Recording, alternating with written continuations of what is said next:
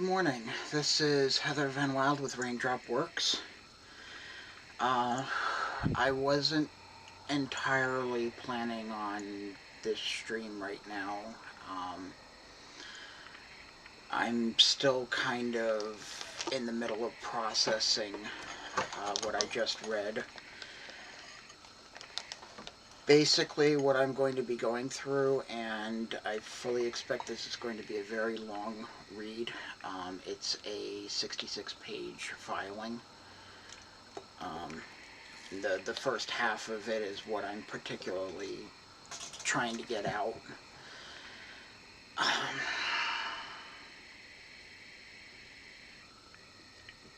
Like I said, this was a difficult read. This particular case, and I apologize for the water sound in the background. It's going to happen a few times because I'm going to be drinking a lot through this.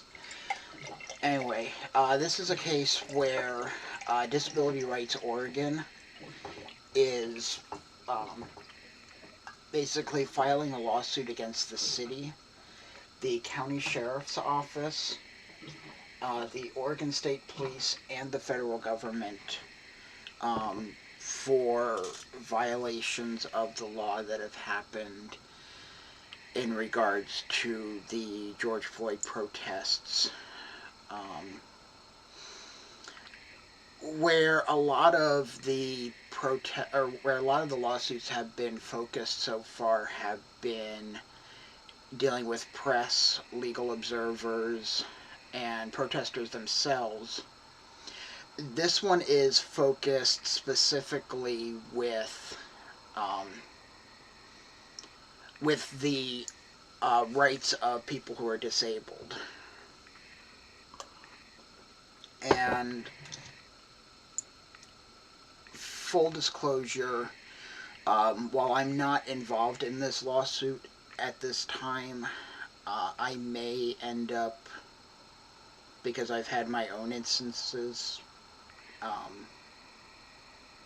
with discrimination based on disability doing my work with protests, so I may end up having a part in this case later. We don't know yet. So full disclosure on that.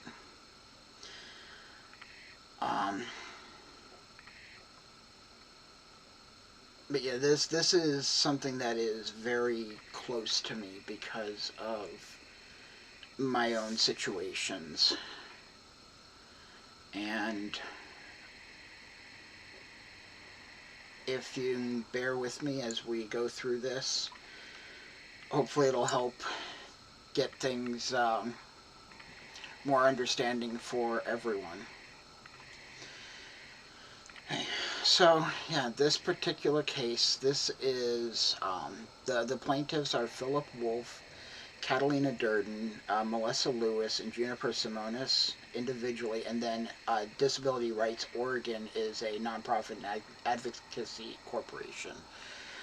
They're suing the City of Portland, Ted Wheeler in his official capacity, both as the mayor and the police commissioner, Chief Chuck Lavelle of the Portland Police Bureau, Multnomah County, County Sheriff Michael Reese, Travis Hampton, as you'll see later, in his official capacity with the Oregon State Police,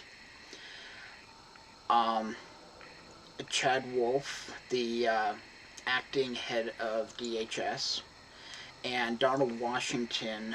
I'm going to have to, we'll see later who he is. I forgot to double check that one, but I suspect he's got a lead position either with ICE or DHS, somewhere in there, in the federal law enforcement that we've been dealing with out here in Portland.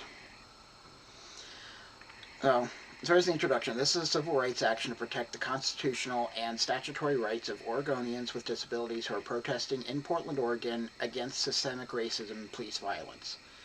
This lawsuit seeks preliminary and permanent relief to stop local, state, and federal law enforcement from assaulting, brutalizing, and failing to reasonably accommodate people with disabilities during assemblies and protests. And as you'll find as we're going through this, there is a wide swath of violations that have been happening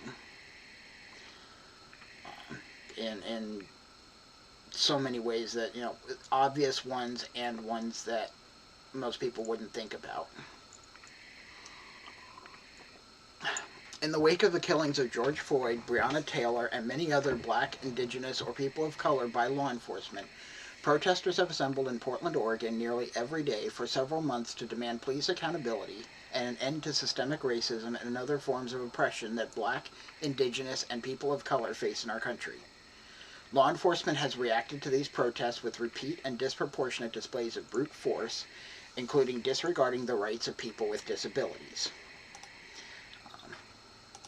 Just realized I need to...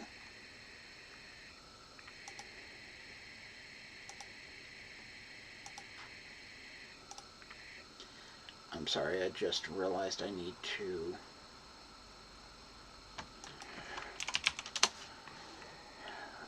One of the downsides to doing live streams when you're not used to it is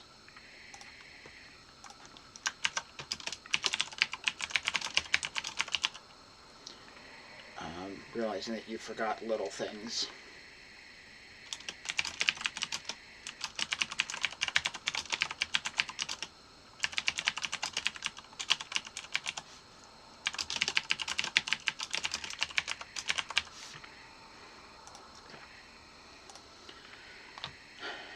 Okay.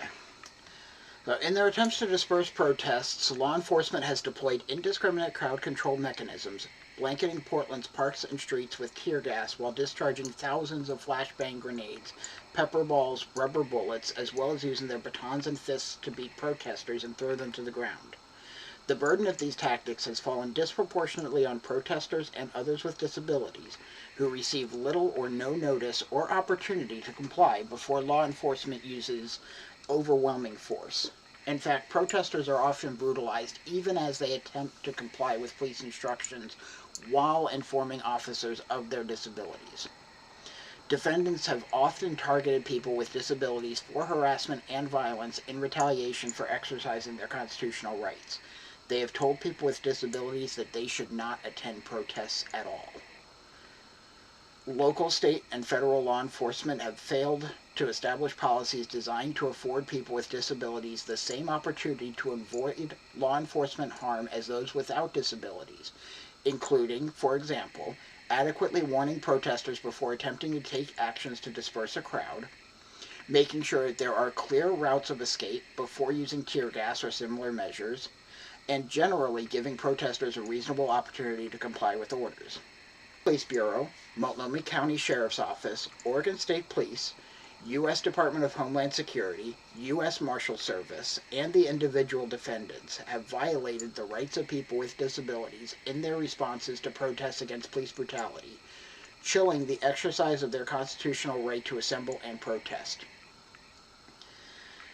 Defendants' actions violate the Americans with Disabilities Act, the 504 of the Rehabilitation Act, and the First, Fourth, Fifth, and 14th Amendments to the U.S. Constitution, subjecting them to unnecessary harm and discrimination, abridging their freedom of speech, subjecting them to excessive force, and denying them due process and equal protection of the law.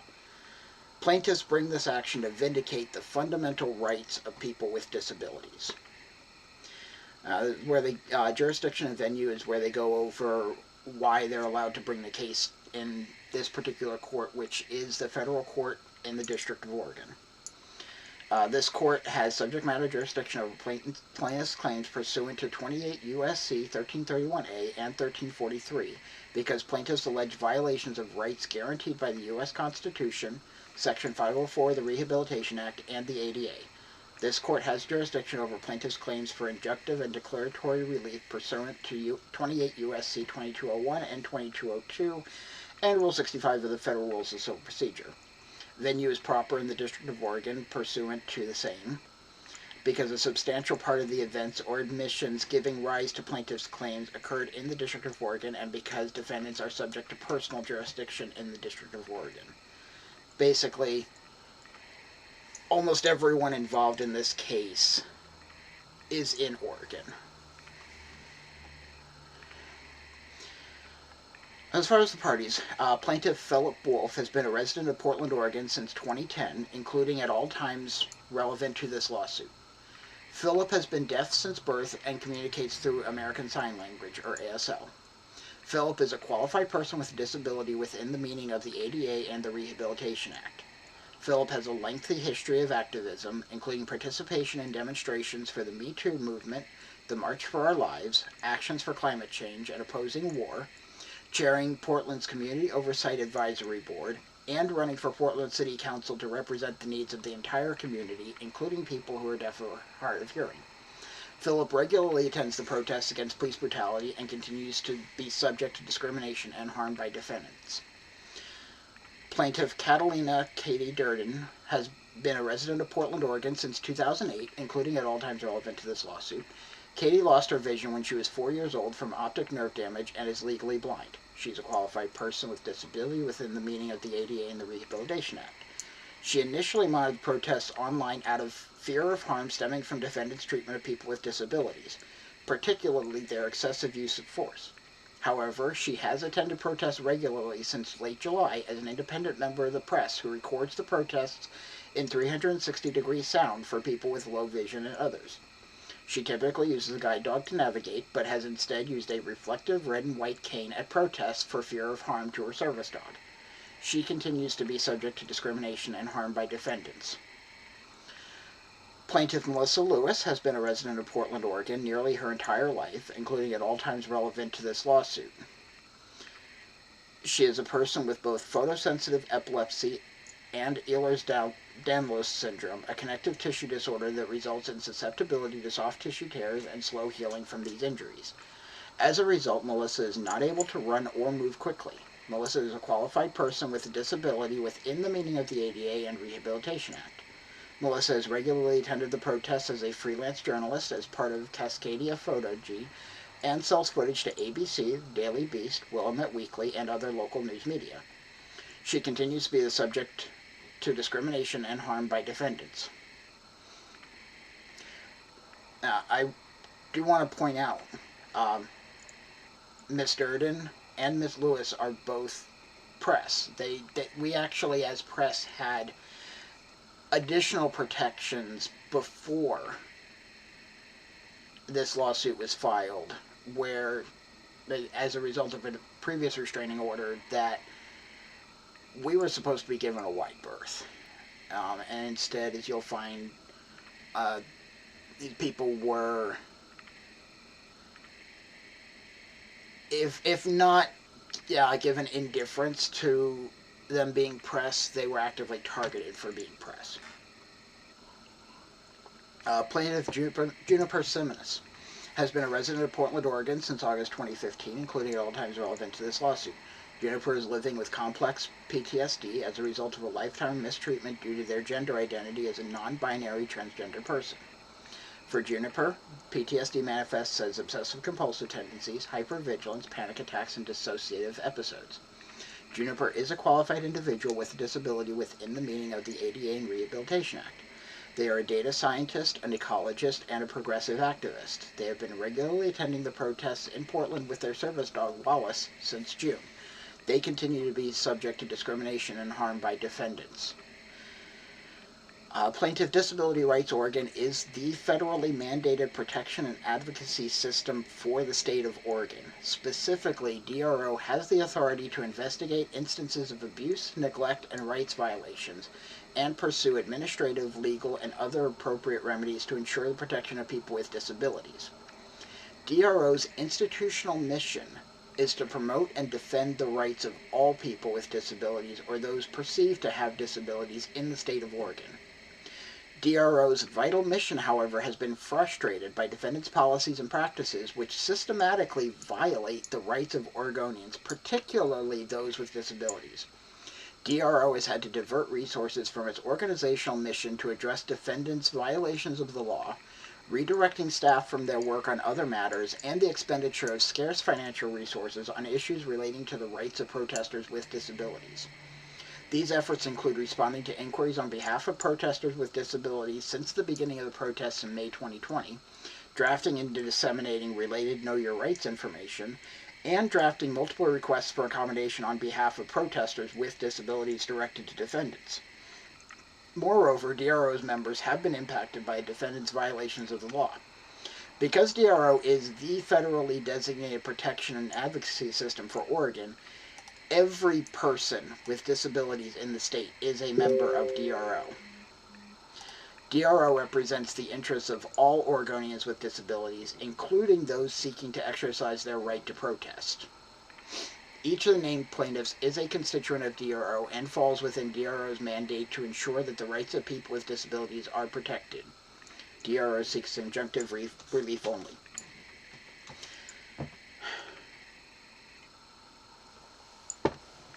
Now for the defendants. Defendant City of Portland, the city, is a municipality located in Multnomah County in the state of Oregon. As a local governmental entity, the city is subject to suit under 42 U.S.C. 1983, which you'll often hear these called 1983 claims. The ADA and Section 504 of the Rehabilitation Act. Defendant Ted Wheeler is both the elected mayor of the city and the police commissioner for the Portland Police Bureau. Mayor Wheeler has supervisory responsibility for the actions of the city. As the commissioner, Mayor Wheeler is responsible for the actions of the PPB, including approval of policies and practices instituted by the chief of police. He is sued in his professional capacity, or his official capacity. Defendant Chuck Lavelle is the chief of police for the Portland Police Bureau. He is the official policymaker for the Portland Police. He is sued in his official capacity. Defendant Multnomah County is a political subdivision of the state of Oregon. As a local governmental entity, the county is subject to suit under 1983, the ADA, and Section 504 of the Rehabilitation Act. Defendant Michael Reese is the sheriff for Multnomah County. He is the official policymaker for the County Sheriff's Department, which is the county's law enforcement agency, and he's sued in his official capacity. Defendant Travis Hampton, Superintendent of the Oregon State Police. Portland Police, OSP, and other defendants have closely coordinated their responses to the protests, and, on information and belief, OSP has taken a leading role in responding to certain protests in Portland. Superintendent Hampton is sued in his official capacity. Defendant Chad Wolf is the acting Secretary of the U.S. Department of Homeland Security, DHS. They are a federal agency of the United States with purview over Immigration and Customs Enforcement, or ICE. DHS and ICE have both actively participated in the response to the Portland protests. ICE has sent its BORTAC, or Border Patrol Tactical Unit, the paramilitary arm of the United States Border Patrol, and DHS has sent its own, often unmarked agents to the protests. DHS has also deputized local law enforcement to enforce federal law. Acting Director Wolf is sued in his official and individual capacity. Defendant Donald Washington is the official in charge of the U.S. Marshal Service, which has acted in concert with the DHS agents and the other defendants in response to the protests, and he is sued in his individual and official capacity. DOEs 1 through 100 are other governmental agencies and individual officers, agents, and employees of defendants who violated the rights of plaintiffs, but whose identities are unknown at this time. This complaint will be amended with leave of the court after they've been identified in discovery. Plaintiffs are informed and believe that each of the defendants is the agent, ostensible agent, alter ego, master, servant, trustor, trustee, employer, employee, representative, affiliate, partner, and or associate, or a similar capacity of each of the other defendants, and at all times acting and performing or failing to perform within the course and scope of each capacity, and with the authorization, consent, permission, or ratification of each of the other defendants. That's all the background with the players and everything.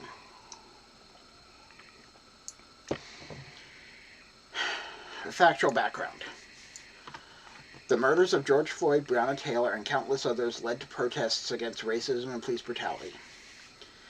On March 13, 2020, Louisville police officers Jonathan Mattingly, Brett Hankinson, and Miles Cosgrove killed Breonna Taylor, a 26-year-old black woman, after mistakenly raiding her apartment. Only one officer, Brett Hankinson, was fired as a result of the incident. Ms. Taylor's death led to large-scale demonstrations in the spring and summer of 2020 as the case drew more attention. On May 25, 2020, Derek Chauvin, a white police officer with the Minneapolis Police Department, killed George Floyd, a 46-year-old black man, after responding to a report that Mr. Floyd bought cigarettes with a counterfeit $20 bill. Officer Chauvin knelt on George Floyd's neck for over 8 minutes. This brutal act was captured on a video and widely disseminated. During those 8 minutes, Mr. Floyd repeated what has become a shockingly familiar phrase uttered by far too many people of color, including Eric Gardner, Javier Ambler, Manuel Ellis, and Elijah McClain. "I can't breathe." Officer Chauvin and his fellow officers ignored his pleas. In response to the deaths of Breonna Taylor and George Floyd and the historic and continued police brutality and violence against black people, indigenous people, and other people of color, protests have erupted across the country demanding accountability and even a complete reimagining of the community approach to public safety. These protests have too often been met with their own wave of brutality, including the use of tear gas, flashbang grenades, pepper balls, and rubber bullets. The defendants routinely utilize brutal tactics against Portland protesters. The use of these weapons and other brutal tactics have been on full display in Portland, Oregon, where defendants have used them to disperse groups of largely peaceful protesters, legal observers, and members of the press. Defendants' actions have already deprived people of their rights, caused countless injuries, and sparked multiple state and federal lawsuits and court-ordered injunctions. Protesters in Portland have assembled almost every day since May 29, 2020, to protest the systemic use of violence against people of color, including at the hands of Portland police and other law enforcement agencies in Oregon. As a matter of public record, Portland police have killed, among others, and I apologize if I mispronounce names here, Keonce Hayes, Terrell Johnson, Aaron Campbell, Patrick Kimmons, Darius Johnson, Kendra James, and Coben Hendrickson. Mr. Hendrickson was the 5th person in a mental health crisis killed by officers of the Portland Police Bureau in 2019 alone. During these protests, people with disabilities have been routinely discriminated against, targeted, brutalized with excessive force, and denied their freedom of speech and right to due processes and equal protection of the law. The first section specifically talks about defendants discriminating against people who are deaf or hard of hearing.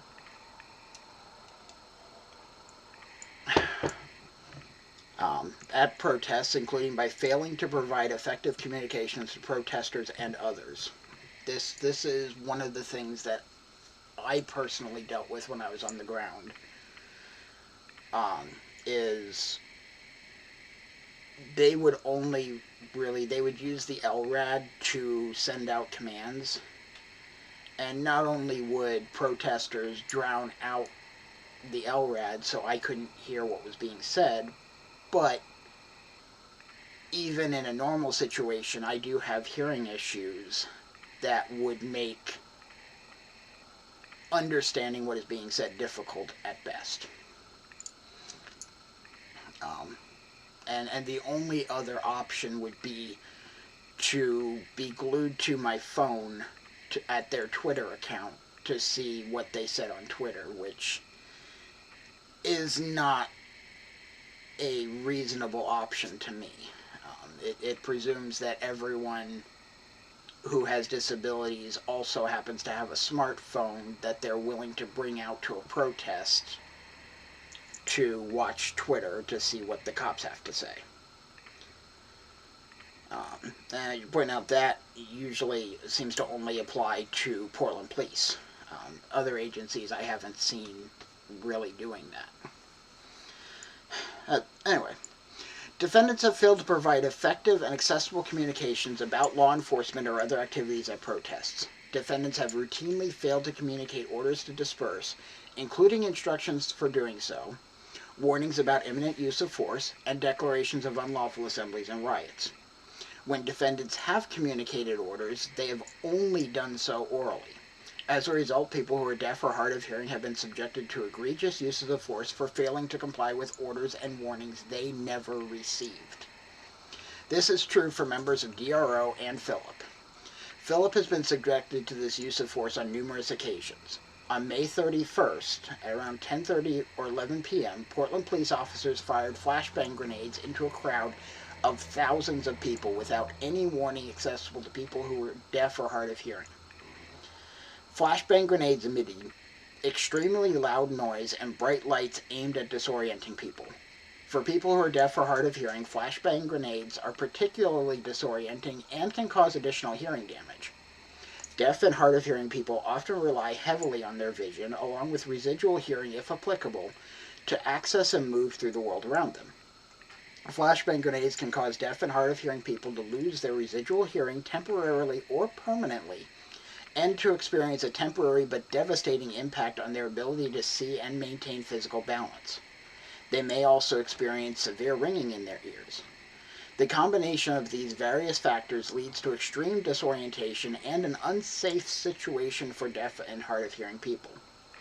The Portland Police's use of flashbang grenades and other force that evening caused a stampede in the crowd, putting Philip and others, including those with disabilities that impact mobility, at significant risk of injury. Philip and Philip's friends, who are also deaf, desperately tried to hold hands and stay together amid the chaos. Portland police officers then fired tear gas into the crowd, causing Philip and others to cough and Philip's eyes to burn and water profusely. As a result, Philip was unable to see or hear what was happening in an already chaotic environment. Philip was fortunate to have escaped the crowd without significant physical injury, although Philip was left dizzy, nauseous, lethargic, and dazed from the exposure to tear gas and overall experience. Philip was not so fortunate on other occasions. On June 19, 2020, for example, Philip, like many others, attended a protest at the Multnomah County, Oregon Justice Center in downtown Portland. That evening, as on other occasions, Portland police officers shot tear gas canisters and flashbang grenades indiscriminately into the crowd. No accessible warnings were ever given to persons with disabilities. Philip perceived that officers began to fire out of nowhere, and then Philip felt a sharp, searing pain as a flashbang grenade hit Philip in the back. Again, he's hard of hearing, so this just came out of nowhere. Officers shouted at protesters as they continued to fire indiscriminately into the crowd and strike protesters with batons even as the crowd began to disperse. Philip was unable to understand what the officers said. It felt like a war zone to Philip. On July 22, 2020, after DHS officers established a presence in the city, Philip attended a rally a few blocks away from the Justice Center and later on another event happening on 4th Street. Philip observed Portland police officers and federal agents work in tandem to disperse the large group, with both agencies firing tear gas and flashbang grenades into the crowd. Neither Portland Police nor DHS gave any accessible warning to Philip. Philip brought an interpreter that evening who informed Philip that the authorities gave an oral warning that the event had become unlawful. However, PPB and DHS did not give Philip sufficient time to disperse before using force. Philip could not avoid exposure to tear gas, coughed, and became dizzy.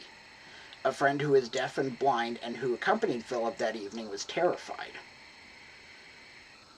On other occasions, Philip was forced to leave protests far earlier than Philip would have chosen because defendants' communication was inaccessible to Philip, causing an unavoidable risk of violence and arrest by defendants. When Philip articulated concerns about accessibility to Portland police officers, the officers told Philip not to attend protests because the inaccessibility made it unsafe.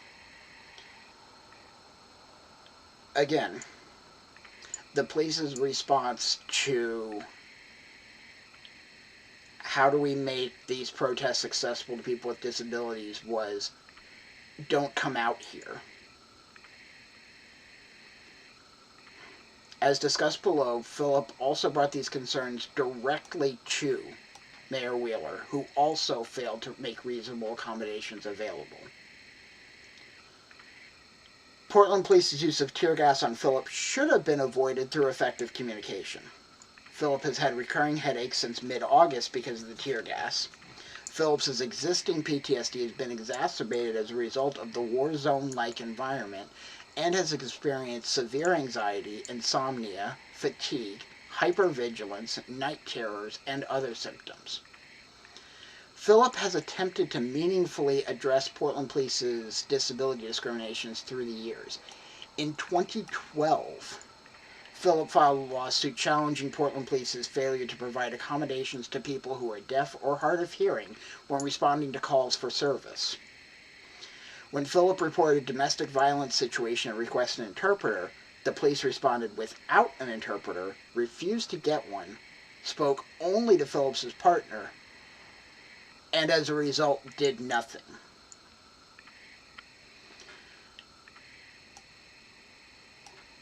In other words, usually if someone calls the police about a domestic violence situation, they're either a bystander or the victim. And it sounds like, in this case, Phillip was the victim. And for the police to come out, not talk to the victim, talk to the alleged aggressor, and only take their side of the story, that's shoddy police work on so many different levels.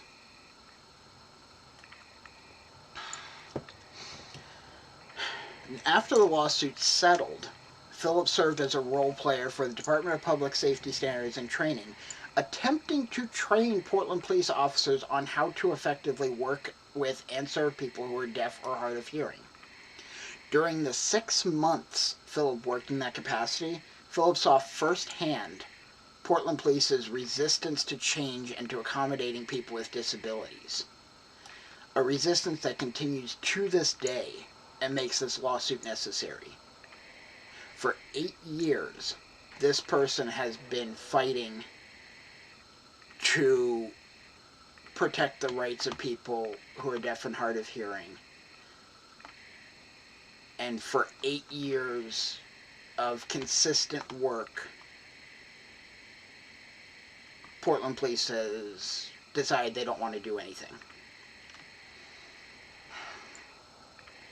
At no time did Phillip observe any discussion of the need to provide American Sign Language interpreters, nor did Phillip see any real effort by Portland Police and the city to otherwise implement the settlement from his lawsuit. In September 2020, city officials informed Plaintiffs' counsel that a policy on effective communication has been in draft form for the last 2 years. And later on, I believe there is a reference to the policy that is talked about. Defendants discriminate against people who are blind and low vision. Defendants discriminate against people who are blind or low vision at protests, including by subjecting them to excessive force and by failing to provide clear and consistent directions, such as orders to disperse and sufficient opportunity to comply. Plaintiff Durden primarily reads Braille and primarily uses a guide dog for mobility. Katie has concerns about tear gas and other forms of indiscriminate violence by law enforcement, and she is concerned that her guide dog would be injured if she brought the dog to a protest. When she attends protests, Katie relies on her cane and a sighted guide, i.e. a sighted individual who can safely lead her through crowds and over uneven ground. Katie is an independent journalist and attends protests with sound recording equipment to develop 360-degree audio recordings that she edits and publishes on SoundCloud. When attending a protest as a member of the press, Katie wears a press badge and a helmet with press written on it. Tiny plug, the press pass, if she's still using the same one, is one that I provided for her. On Friday, July 24th, 2020, Katie attempted a nighttime march with her friend Jacob Hanning, another journalist who also served as her sighted guide for the evening. Katie and Jacob both wore full-face gas masks and helmets. Jacob's helmet also had the word press written on it in block letters. As an independent journalist, Jacob was live streaming the events of the evening on Periscope. During the course of the evening, Katie and Jacob were tear gassed several times, but thanks to their gas masks, they only suffered minor irritation. Katie and Jacob spent the majority of the evening near the fence surrounding the Justice Center. At no point were Katie and Jacob within 15 feet of the fence. Local and federal agents were stationed on the other side of the fence, firing tear gas and flashbangs into the crowd. And remember, other side of the fence, this is a fence that most likely was the one set up at the federal courthouse. Very secure fence, and they were just shooting through and over, and it felt almost like a video game. Oh. At approximately 1:58 a.m., Katie and Jacob were standing approximately 30 feet from the fence when Jacob filmed the protesters standing between them and the fence. They were standing still, and Katie had her cane visible in front of her. Katie and Jacob heard a series of loud pops and felt several objects hit them hard in the side and legs. Jacob led Katie away from the area as quickly as he could, and they moved to the next street corner. Once there, they examined their clothing and realized that law enforcement had shot them with pepper balls, paintball-sized pellets filled with olerasin capsaicin, OC, the same substance as pepper spray. The impacts were hard enough to leave a large welt just below Katie's hip. Again, this is, not only is this a problem because you're shooting protesters with disabilities, or people at a protest with disabilities, but this was also a violation of a court order saying not to target press. On August 6, 2020, Katie was attempting another nighttime protest with her cane and sighted guides, this time in southeast Portland. Portland police declared an unlawful assembly within 15 minutes of Katie's arrival and quickly declared the assembly a riot shortly thereafter. Portland police bull-rushed the protesters, shoving them and hitting them with their batons to drive them in a chosen direction while yelling at them to run. You usually don't want to ask a person who has trouble seeing to run. Katie, led by her sighted guides, was moving as fast as she could, but she was shoved in the back by police, lost her balance, and skidded on her knees. To get away from the crush of people, Katie's guides led her up a flight of stairs. It was narrow enough that they had to move single file without her guides to help her. Katie ran face first into a metal pole. Katie has suffered persistent knee pain since the incident on August 5, 2020. On August 7th, 2020, Katie attended a nighttime protest outside the Kelly building in southeast Portland together with 3 sighted guides. The Kelly building is Kelly Penumbra, which is usually a significant county sheriff presence there, but at protests it's also been handled by local police.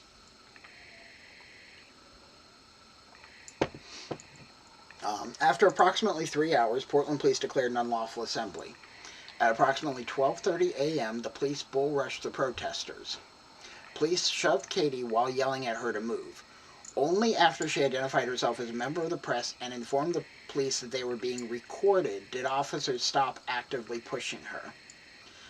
Again, remember, as part of the court orders in other cases, press are exempt from dispersal orders so that they can do their job of documenting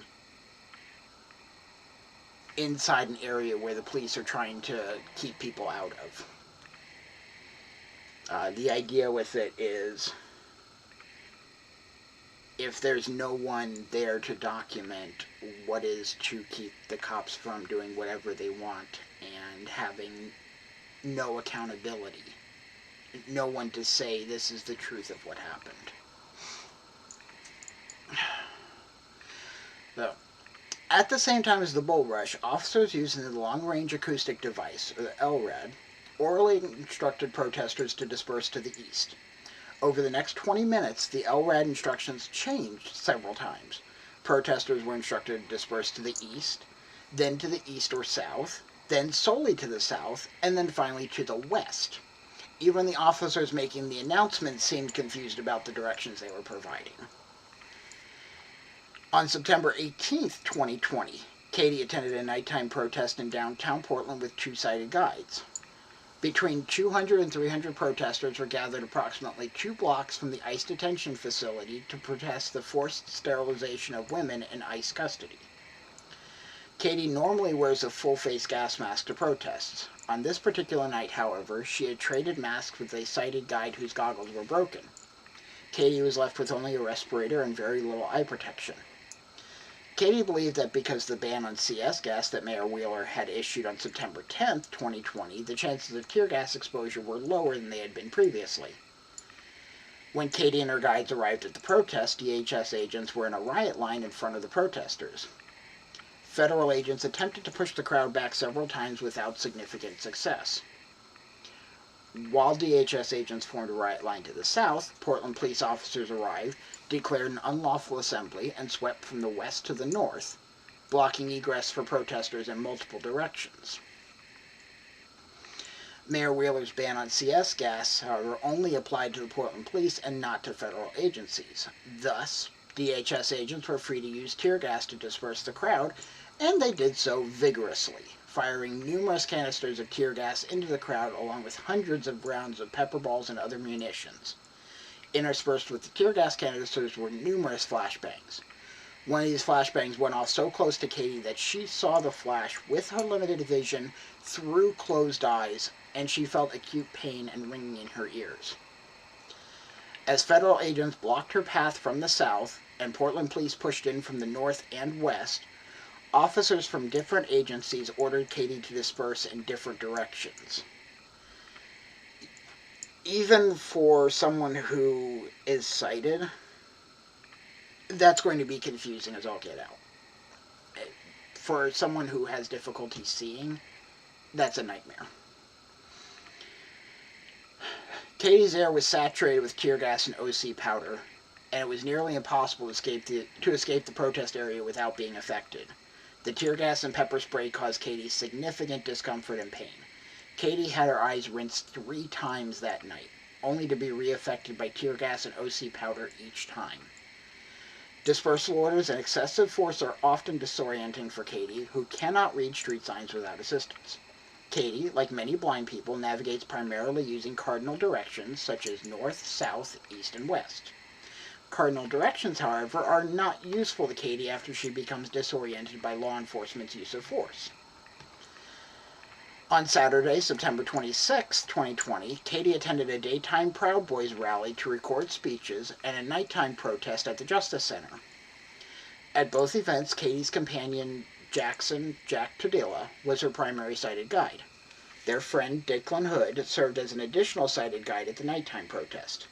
Katie also had her cane with her.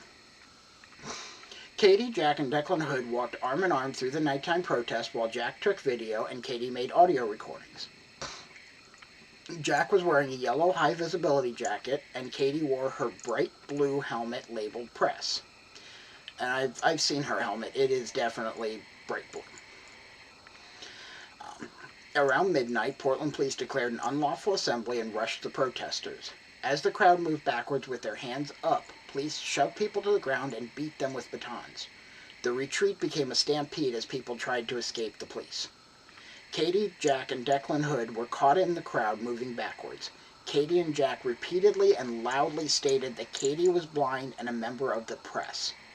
As Jack and Declan Hood turned around to help Katie backwards, officers shoved them, knocking all 3 to the ground. Officers surrounded and arrested Jack, while others continued to strike Katie and Declan Hood with their batons. And it looks like they were still on the ground when they were getting beat. Through the limited vision in her left eye, Katie saw the batons, which hit her in the helmet, chest, and shoulders. Declan Hood dragged Katie away to prevent her from being injured, and Katie heard Jack screaming her name. Katie has relied on Jack as her primary sighted guide at recent protests, and the two have formed a close bond. Thus, Jack's arrest was particularly traumatic for Katie. Declan Hood and Katie escaped the stampede and were able to locate a group of their friends. Katie and the group of friends waited for Jack to get released from custody at 5 a.m. When their personal effects were returned to Jack, everything, including all of their and Katie's electronic equipment, had been doused in hand sanitizer. They don't say if the equipment was damaged, but it's a very decent chance that the gear was damaged, if not destroyed, by the police doing that. Katie suffered numerous physical injuries from her experiences at the Portland protests, including heavy bruising and pain across her body. Repeated exposure to physical violence at the hands of state and federal law enforcement has taken a severe emotional toll on Katie. Katie's therapist of 8 years indicates that she is displaying symptoms of active trauma and PTSD. She's barely sleeping, has persistent nightmares, and experiences brief but repeated dissociative episodes. Katie's job and classwork have suffered because she has found it increasingly difficult to concentrate. Katie knows the toll that attending the protests is taking on her, but has no intention of quitting. And defendants also discriminate against people with mobility disabilities, which is another significant one for me personally. Those who see me when I'm out in the field, I use a walker. I use one almost all the time when I leave the house because of risk of falling. And in my particular case, with the walker, it will only allow me to move so fast, and it's at best a brisk walking pace in perfect situations. What's talked about here is a completely different circumstance, but the same idea. Defendants have systematically discriminated against protesters, members of the press, and others with mobility disabilities at protests. Defendants and their officers and agents routinely use force against people at protests, even those who are attempting to comply with law enforcement orders. They fail to ensure that people with mobility disabilities have safe routes of egress from protests, and even block people with mobility disabilities from leaving. For example, because of Melissa's connective tissue disorder, Ehlers-Danlos syndrome, she is unable to run without risking severe injury and lasting pain. Like countless others, as a result of her disability and defendants' failures to accommodate, Melissa has been subjected to tear gas, flashbang grenades, baton strikes, rubber bullets, pepper balls, shoving, and other unnecessary uses of force by defendants on numerous occasions, simply because her disability prevents her from complying as quickly as demanded by defendants. Also, Melissa is another well-known independent journalist. So, again, like several of the other people in this case, they're supposed to be exempt from dispersal orders, so there was, once they know that we're pressed, there was no reason for them to continue trying to shove us away. The first time Melissa was subjected to use of force on account of her disability was May 31st, 2020. On May 31st, 2020, Melissa was in a crowd of protesters when she saw Portland police officers in full riot gear use indiscriminate force against protesters for behavior as minor as shaking the fence around the Justice Center.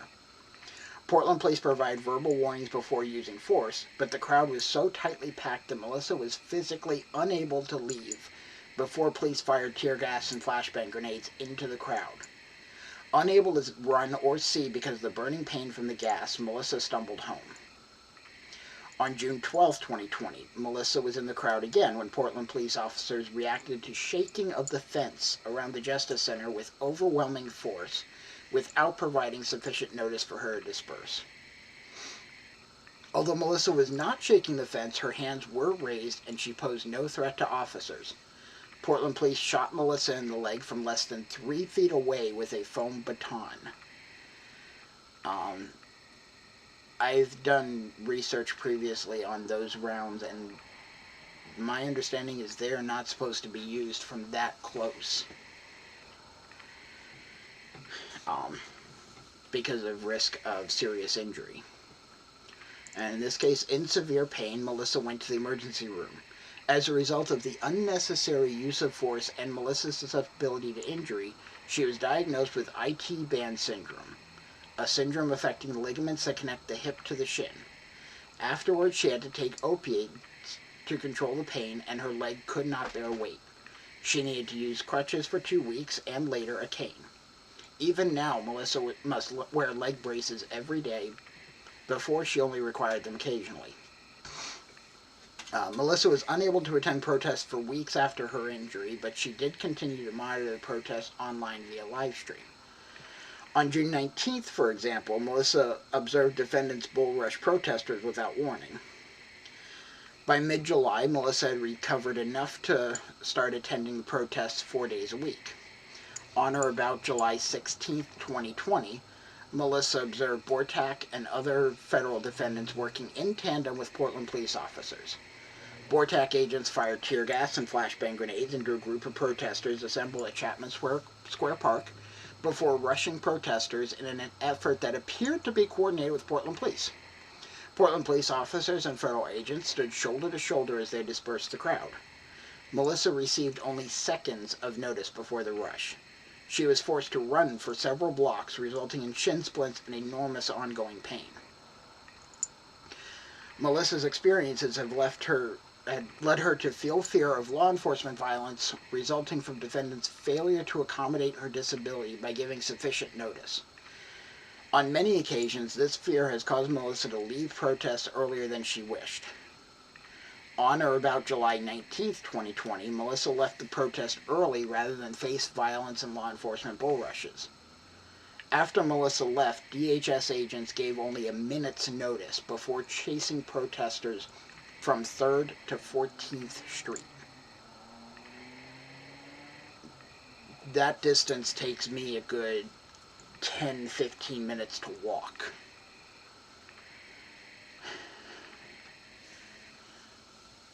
On August 7th, 2020, Melissa attended a protest of the Multnomah County Sheriff's Office.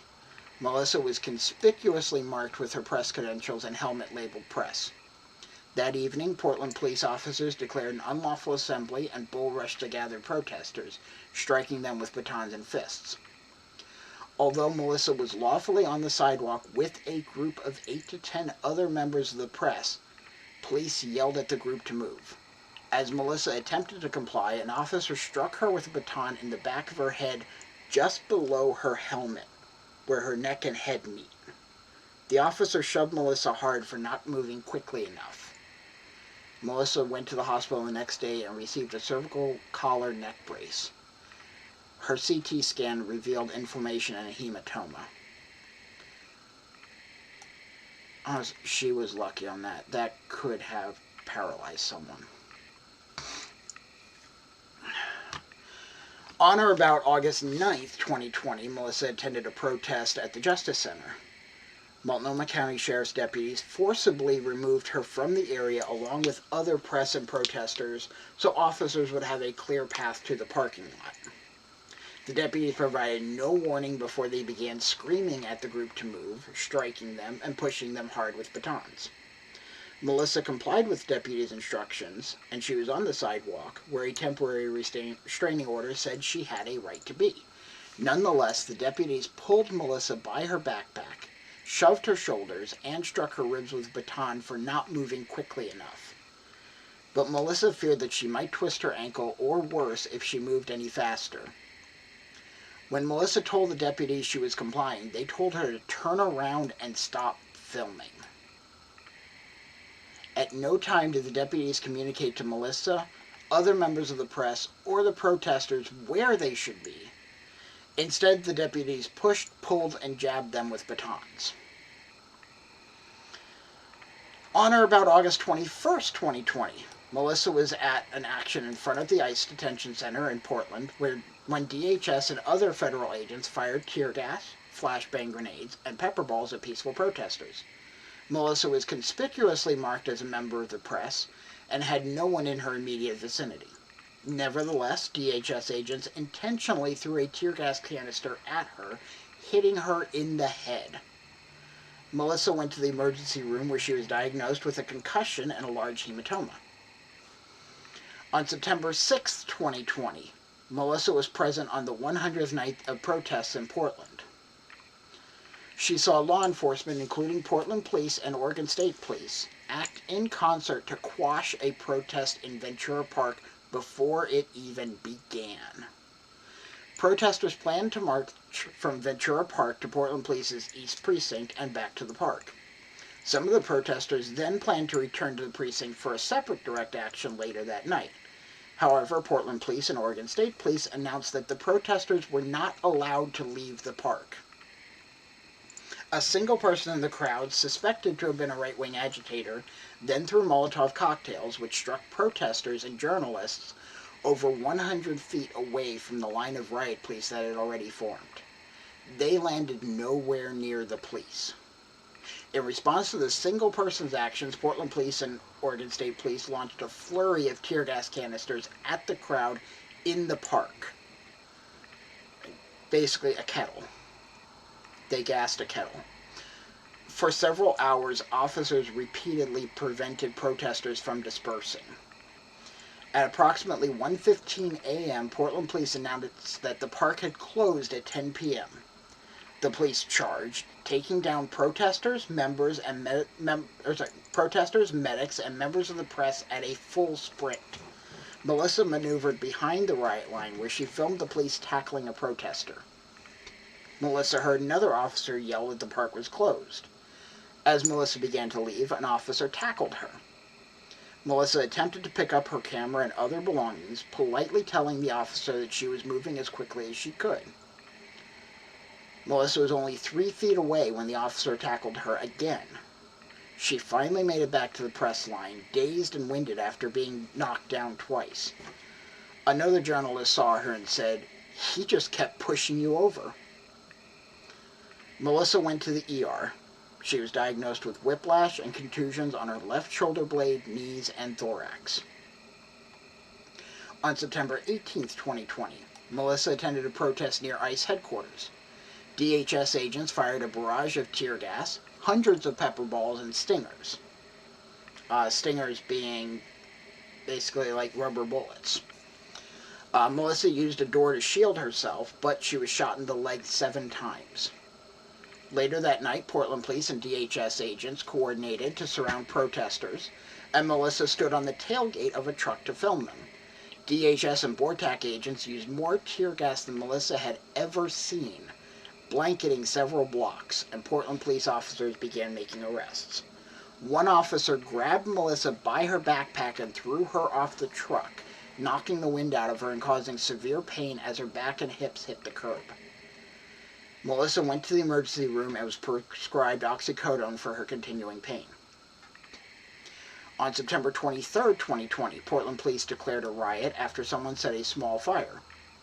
Officers pushed protesters from the Multnomah County Detention Center to Broadway Street. Portland police officers harassed protesters who tried to leave, and Melissa filmed them. A person of color approached to ask the police to let the protesters out. Melissa and Scott, another journalist, stepped up to film the interaction. Melissa and Scott were in the crosswalk and were not interfering with police. Portland police officer number 148051, ignoring the protesters, approached aggressively and screamed at Scott to move back and get on the sidewalk. Scott and Melissa immediately began backing up. They were only feet from the sidewalk. Melissa told the officer that she was trying to comply, but the officer shoved her forcefully. Melissa stumbled, her foot caught the curb, and she fell hard. Melissa felt a snap and a pop inside her ankle. The intense pain stole her breath.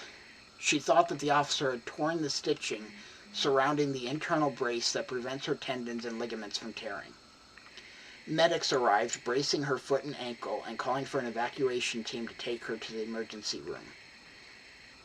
It's worth pointing out here that the medics are almost guaranteed to be community medics, not anyone associated with any government or social service program. These are protesters who are donating their time to try to help keep other people safe. At the emergency room, Melissa learned that she had likely torn tendons and ligaments in the lateral or posterior ankle, where she had previously had multiple surgeries. She received a referral to an orthopedic surgeon. Although Melissa was in agonizing pain, the emergency room could not provide pain medication because of strict opioid restrictions. Remember, this, just the week, 5 days before, she had just been given oxycodone for a previous fall. The constant stress and fear has taken an emotional toll on Melissa. Since she began attending protests regularly, Melissa has lost approximately 30 pounds. Defendants discriminate against people with photosensitive epilepsy. Defendants discriminate against people with epilepsy at protests. Defendants' use of strobe lights is a significant trigger for people with photosensitive epilepsy. Use of strobes disorients protesters and stymies identification of police involved in brutal actions. In addition to her EDS, Melissa also has photosensitive epilepsy. Law enforcement has subjected her repeatedly to strobe lights, many times intentionally and after she told the officers about her epilepsy. It's fairly common knowledge. People with a history of epilepsy don't handle strobes or flashing lights very well. That can sometimes include, just police or ambulance lights themselves.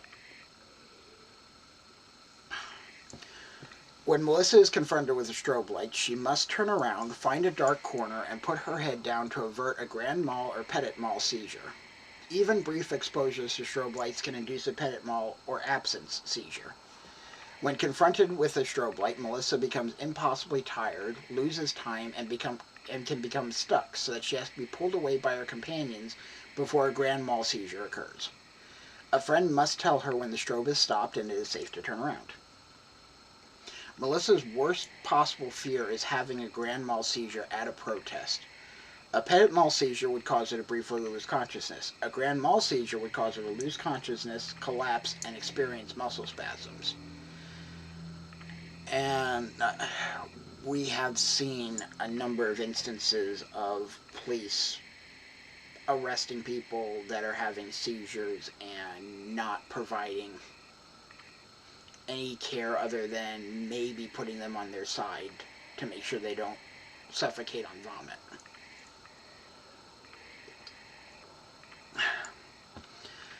Melissa normally has 2 petit mal seizures per month. After persistent exposure to use of strobe lights by law enforcement, Melissa has experienced 2 grand mal seizures in the month of July, in addition to absence seizures. Although defendants have used strobe lights pervasively, one officer has repeatedly gone out of his way to use strobe lights against Melissa, specifically after Melissa and others repeatedly told him that she has photosensitive epilepsy. The officer, PPB officer 1004013, with helmet number 22, is so notorious for brute force that a parody account was created for him on Twitter. He only appears to use the strobe on Melissa, targeting her specifically because of her known epilepsy. Officer 1004013 has used a strobe against Melissa on more than 8 separate occasions, despite being well aware of her epilepsy. When Melissa told him about her disability, he told her, "Well then, go away," and continued using the strobe against her.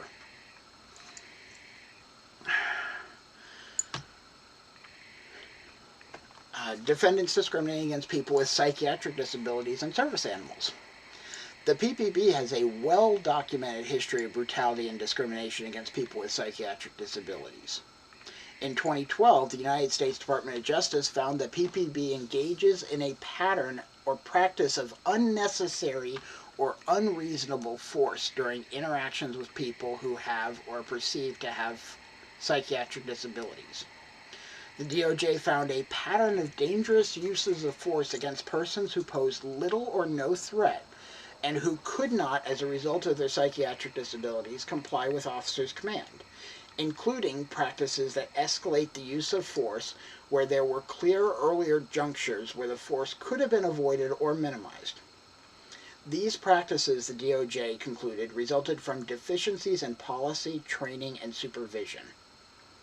As recently as early 2020, then Police Jamie Resch acknowledged that the DOJ's consent decree would not stop police from shooting suspects with psychiatric disabilities. In 2019, fatal police shootings of suspects with mental health disabilities actually increased. Indeed, as City Commissioner Joanne Hardesty remarked, we're killing more people today with mental health issues by the Portland Police than we did before the DOJ came to town. That consent decree was supposed to be us getting our act together as a city, and instead we're getting worse. Juniper is a person with psychiatric disability, complex PTSD. The symptoms of PTSD differ between individuals. For Juniper, it manifests as obsessive-compulsive tendencies, hypervigilance, panic attacks, and dissociative episodes. Being in crowds or otherwise surrounded by people often exacerbates these symptoms, as does being touched or startled by strangers.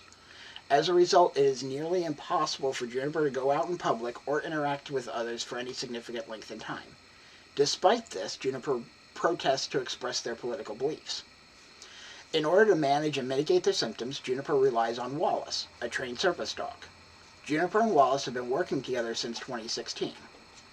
Wallace has been trained as a service animal by Casey Fletcher of Compass Key Service Dog Training. Casey continues to train Wallace as needed. Wallace wears a yellow service dog vest when out with Juniper. Wallace performs a variety of tasks to assist with Juniper's disability, including but not limited to accompanying Juniper in public, being vigilant of Juniper's surroundings, and alert barking, which in this case is barking to notify Juniper that someone is approaching them, as well as providing physical contact with Juniper when they experience a heightened emotional response. As part of his training, and to further mitigate Juniper's anxiety, Wallace is taught to be unflappable and minimally responsive to outside stimuli. Wallace is also trained to not escalate confrontation or physically defend Juniper. Because of Wallace's presence, Juniper has been able to attend protests in downtown Portland several nights a week since June. Because of defendants' pervasive use of chemical agents at protests, Juniper must engage in substantial planning to protect themselves and Wallace, including bringing their car and buying plastic drop cloths to scoop up Wallace in case of chemical exposure. On July 7th, Juniper was attending a protest with Wallace when federal officers began swarming protesters, throwing flashbangs and firing tear gas. One flashbang exploded about 20 feet from Wallace and startled him. Since then, Wallace has become hyper-aware and is easily startled by loud noises. He also refuses to walk through any kind of smoke, including wafting barbecue smoke. On July 9th, 2020, Juniper was on the sidewalk at Southwest 2nd and Jefferson behind the Wyatt Building in downtown Portland, marking the property line with surveyor's chalk. And this was something that they went into a lot of research to find exactly where the property line was, because protesters were being told by DHS that if they stepped onto federal property, they were going to be arrested, and that federal property included the sidewalk and, a portion of the street. So Juniper did the research and figured out exactly where the agreement between the city and the federal government said what was their property. So, although the Wyatt Building is federal property, most of the sidewalk is city property. Juniper was marking the line to prevent fellow protesters from inadvertently trespassing and risking arrest by federal officers, like I was saying. Federal officers approached it from the Wyatt Building and surrounded Juniper. Juniper was concerned the officers would arrest them. Juniper stated that they had PTSD, that Wallace was their service dog, and that officers should not unexpectedly surround them in that manner. The officers withdrew without taking further action. The next night, on July 10th, Juniper and Wallace went back to the Wyatt Building to mark the property line again. Juniper tethered Wallace to a large water bottle. This is a standard practice for them. Since this, I have worked with Juniper on some research that they were doing on the water system, and yeah, I can say this is how Juniper and Wallace work together. Yeah. Without any prior warning, federal officers emerged from the Wyatt building. They attempted to grab Juniper and triggered an immediate panic response. Juniper dove towards Wallace, who was standing still and alert barking. More officers arrived, surrounded Juniper, and tackled them to the ground. These were the same officers who had surrounded Juniper the night before and learned that doing so exacerbates Juniper's PTSD. The officers' behavior triggered a dissociative panic attack. Juniper's body locked up and they started screaming in anticipation of the brutal assault that they believed was coming. During such panic attacks, physical touch with Wallace is incredibly important for Juniper, as Wallace's presence helps emotionally ground them. Juniper was also worried the officers would see Wallace as a threat and hurt him, so they reached for Wallace to protect him. Juniper put their arms around Wallace, but the officers grabbed Wallace and pulled him out of Juniper's grasp. The officers squeezed Wallace so hard that he defecated, then yanked him away by his collar.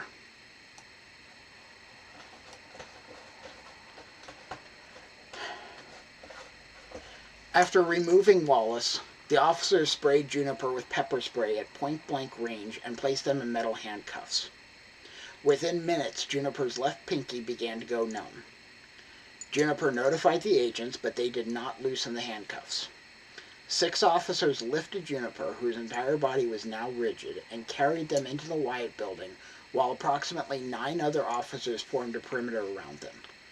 In total, 15 officers, all fully armed, surrounded Juniper before dragging them from city property into the Wyatt building.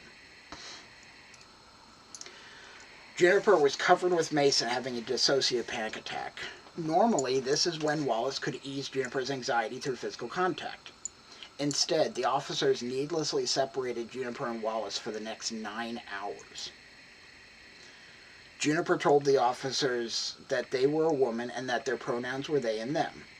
But throughout the night, federal officers repeatedly misgendered Juniper, suggesting that the officers would only treat Juniper as a woman if they looked like it, and refusing Juniper's request to be searched by a female officer, stating, "We don't do that here." DHS officers looked through Juniper's money clip and removed their U.S. passport ID card, which indicated Juniper is legally female. Regardless, the officers continued to misgender Juniper throughout their detainment. Given that Juniper's PTSD is rooted in years of gender dysphoria and transphobic assaults, this persistent denial of their gender identity only served to worsen Juniper's mental health crisis. As an aside, as someone who is transgender myself, that is an area that, on a federal level, we don't have the protections that we have in Oregon State.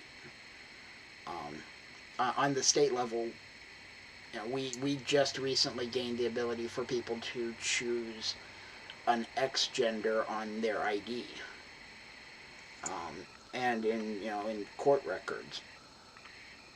But federally, they still are stuck on a male-female binary, and depending on what state you're born in, some states will not let you change that on a birth certificate, either as a modification or as a new birth certificate, and whatever you were assigned at birth, you're stuck with.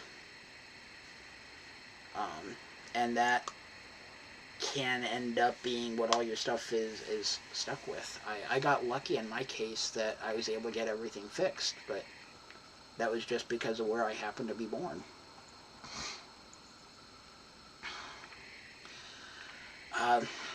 The officers seated Juniper on the floor in the foyer of the Wyatt building with pepper spray covering their face and clothes. A burning sensation had spread through Juniper's face, lungs, nose, and mouth, and their heart rate was continually elevated as a result of both the mace and the continuing panic attack.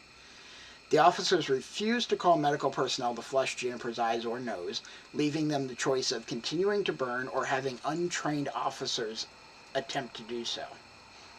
Juniper again told the officers that they had a disability and were in crisis.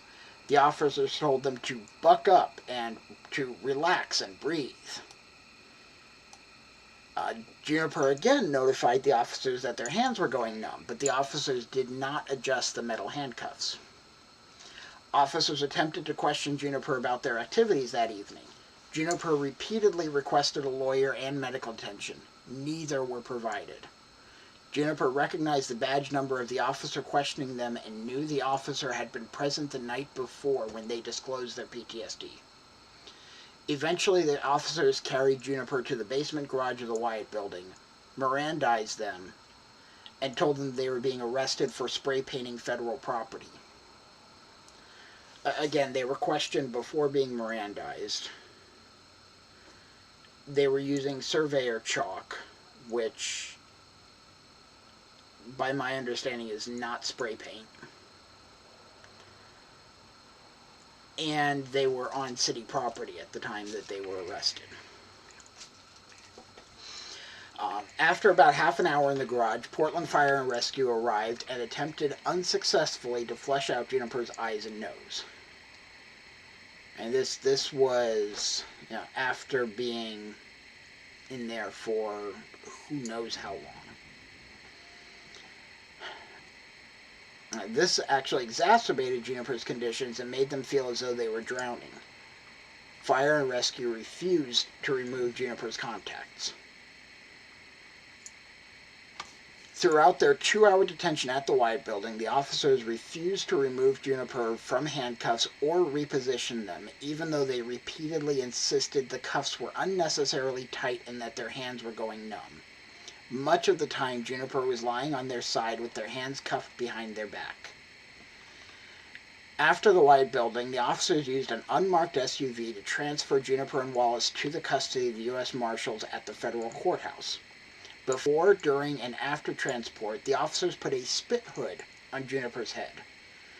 The hood trapped pepper spray on Juniper's face, close to their nose and mouth, causing them to gag and vomit slightly. Juniper could hear Wallace in the back of the car, but they only made brief physical contact. At the courthouse, the marshals took Juniper out of wrist cuffs and placed them in a holding cell for 6 hours in leg cuffs. They took Wallace to the courthouse garage and tethered him to a truck. Throughout Juniper's detention for 6 hours, Wallace did not receive food, water, or any opportunity to relieve himself. Juniper's cell had no potable water, soap, or hand sanitizer. While Juniper was in the holding cell, their mental state continued to deteriorate. They began to dissociate, talking to themselves, scratching themselves, and tapping their head against the wall. They experienced minor convulsions down the left side of their body. At one point, a marshal came and asked Juniper if they were okay. Juniper said no. The marshal told Juniper their dog was still in the garage and walked away. It is difficult to know exactly when precisely in detention this was, as Juniper's mental health crisis had warped their sense of linear time. Juniper told the marshals or officers that they needed to take medication at regular times throughout the day and that the medication was with their personal effects. The marshals or officers withheld Juniper's medication. DHS officials came and informed Juniper that they were being charged with refusing to comply, resisting arrest, and assaulting an officer. They also told Juniper that they would be transferred to Multnomah County Jail, a facility that would not accept Wallace. The officials told Juniper that if no one came to pick up Wallace, Wallace would go to a shelter, that he won't be there when you get out. Juniper understood this as a threat to euthanize Wallace while Juniper was detained. Juniper reiterated their request for a lawyer and said they did not consent to Wallace's removal from them. After several hours, during which Juniper made multiple requests for a service animal and a lawyer, DHS officials told Juniper they were going to cut them a break. The officials said they would release Juniper with a citation and a future court date because the county jail could not be made accessible for them. The officials returned most of Juniper's possessions and unceremoniously released them and Wallace outside the courthouse in the middle of the night. Notably missing from the possessions returned to Juniper was their 2019 Women's Flat Track Derby Association World Championship medal, which they were wearing when detained. The medal has not yet been returned to Juniper. Since July 10, 2020, Juniper has struggled with neuropathy in their hands after spending hours in handcuffs. This makes it extremely difficult for them to perform their job duties, most of which involve using a computer. Juniper has experienced heightened hypervigilance, especially about police cars, trucks, and cars with tinted windows. Juniper has experienced bouts of depression and mania, cycling between periods of complete inaction and insomnia-fueled overwork. In general, Juniper's social anxiety and agoraphobia are also heightened. This makes it challenging for Juniper to engage in ordinary interactions like necessary shopping trips. Juniper's social interaction has decreased and their withdrawal has increased. Service dogs like Wallace rely on a strong bond with their owner to be effective. Prolonged separation from their owner, especially in a high-stress situation, can have a negative impact on a service dog's psychology and efficacy. Since being separated, Wallace has shown symptoms of elevated attachment, including not staying outside to go to the bathroom by himself, but requiring Juniper to accompany him. Since July 10, 2020, Wallace has suffered a marked regression in his training and behavior. Wallace has returned to Casey for supplemental training, and Juniper has resorted to using rewards to incentivize behaviors that had been deeply ingrained for years. Wallace is now concerned for his own safety as well as Juniper's. That is unusual and, for a psychiatric service dog, counterproductive. Wallace's regression has made it much more difficult for Juniper to attend protests as they once did. Wallace will not leave Juniper's car in downtown Portland. Since Juniper cannot go far from Wallace without adverse health consequences for both of them, they are essentially tethered to the car. Juniper's participation in protests has predominantly been limited to support work at off-site locations. And I will say, I have actually seen this myself. Like I said before, I worked with Juniper a few times as they were doing some research and I was out helping with documentation. And whenever Wallace couldn't see Juniper, you could tell he was nervous and needed regular reassurance, and that sounds like that's not what's supposed to be in his circumstances.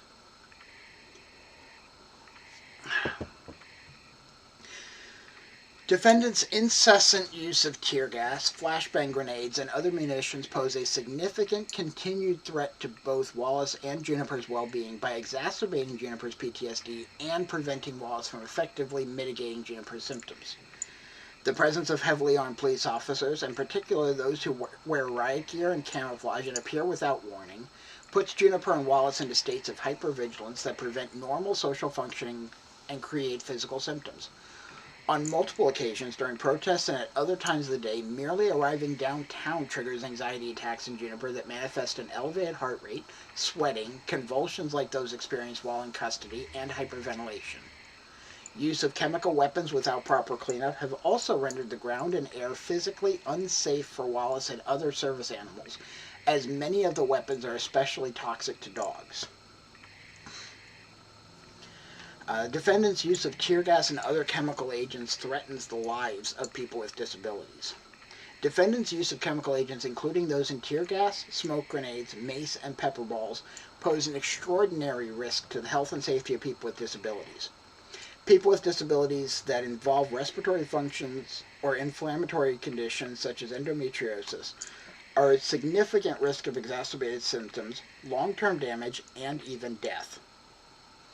Chemical agents like tear gas are so noxious that they were banned in war under the 1928 Geneva Protocol. The CDC's own website labels these agents as poison, referring to exposure as poisoning for which no antidote exists. Yet, as detailed above, defendants have regularly employed these agents against those who attend protests in Portland, and they have saturated the city with toxic chemicals. Exposure to substances like tear gas immediately causes the following symptoms: excessive tearing, burning, blurred vision, reddened eyes, runny nose, burning and nasal swelling, burning and irritated mouth, difficulty swallowing and drooling, chest tightness, coughing, a choking sensation, wheezing, shortness of breath, skin burns and rashes, and nausea and vomiting. Significant exposure can cause blindness, glaucoma, and cataracts, as well as severe chemical burns to the throat and lungs and respiratory failure, which can result in death. Tear gas and other inhaled chemicals are especially harmful for people with asthma, emphysema, bronchitis, and other respiratory illnesses. The chemicals significantly exacerbate these conditions, triggering asthma attacks and other forms of severe respiratory distress, as well as long-term damage. Some activists in Portland have reported to DRO and Plaintiffs' Counsel that tear gas and other chemicals significantly aggravate their inflammatory conditions like endometriosis and fibromyalgia, causing intense and more frequent pain. The effect on people with endometriosis, a painful inflammatory condition in which uterine tissue grows outside the uterus, is particularly marked. Tear gas has been linked with increased bleeding, severe cramping, more frequent and disrupted menstruation cycles, and even miscarriages in people whose uteruses are otherwise healthy. The impact on those with endometriosis is even more severe given the extreme pain that accompanies menstruation. Defendants use tear gas and other chemicals indiscriminately and voluminously in Portland, blanketing a wide swath of the city, sometimes dozens of times each night. The chemicals do not simply blow away in the wind. They leave behind a residue that lingers for weeks and can cause deleterious health effects long after. People represented by DRO have reported that their asthma is triggered simply walking into a park or other areas of the city the day after tear gas has been used. When dispersed in aerosolized form, tear gas and other chemicals do not isolate themselves to the immediate vicinity in which they are used. They adhere to surfaces almost 1,000 feet away. They have permeated people's homes, the downtown county jail, and even the federal courthouse, hampering the court's operation. We are now in the midst of the horrifying COVID-19 panic, which is spread through respiratory droplets and which has already caused the death of over 200,000 people. But tear gas and other chemical agents cause coughing and choking, which create respiratory droplets and contribute to the spread of COVID-19. For this reason, the use of chemical agents is particularly concerning for people with compromised immune systems who are at a heightened risk of severe complications from COVID-19. For these reasons, 1,288 public health professionals signed an open letter opposing any use of tear gas, smoke, or other respiratory irritants, which could increase risk for COVID-19 by making the respiratory tract more susceptible to infection, exacerbating existing inflammation, and inducing coughing. Defendants are well aware of the need for reasonable modification and effective communication, but refuse to act. It is obvious that people with disabilities require reasonable modifications and effective communication as protests.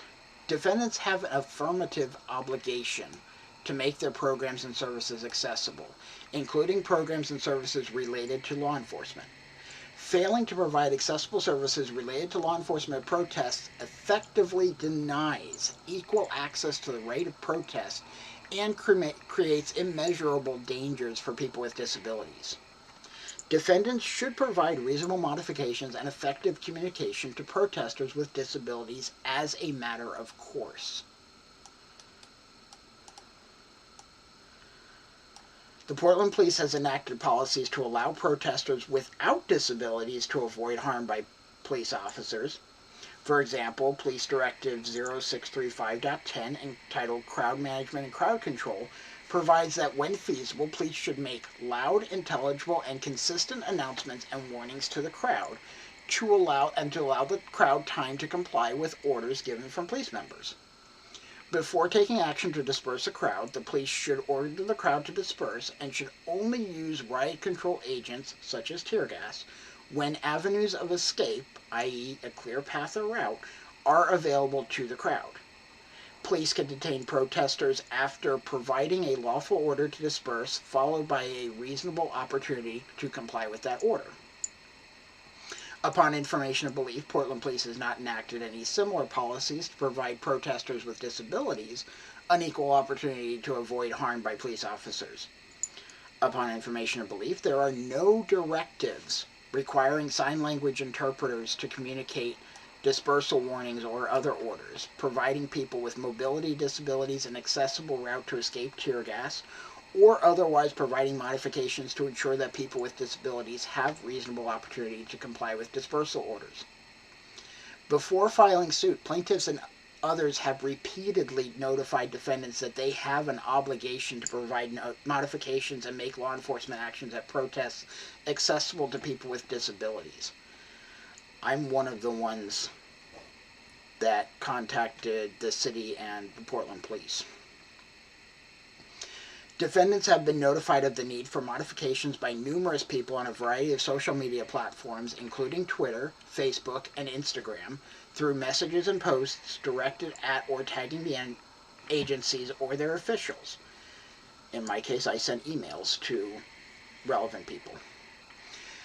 In response, defendants have done nothing. On July 23, 2020, Phillip informed Mayor Wheeler directly of the need for modifications for persons with disabilities, including people who are deaf or hard of hearing. Earlier in the day, Phillip asked Wheeler on Twitter whether he would be providing any accommodations. After receiving no response, Phillip addressed Wheeler at the protest and informed him directly of the need for modifications.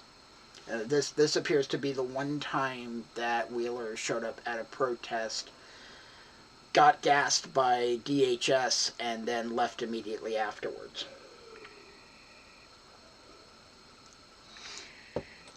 In response, Wheeler indicated that an ASL interpreter had accompanied him that evening.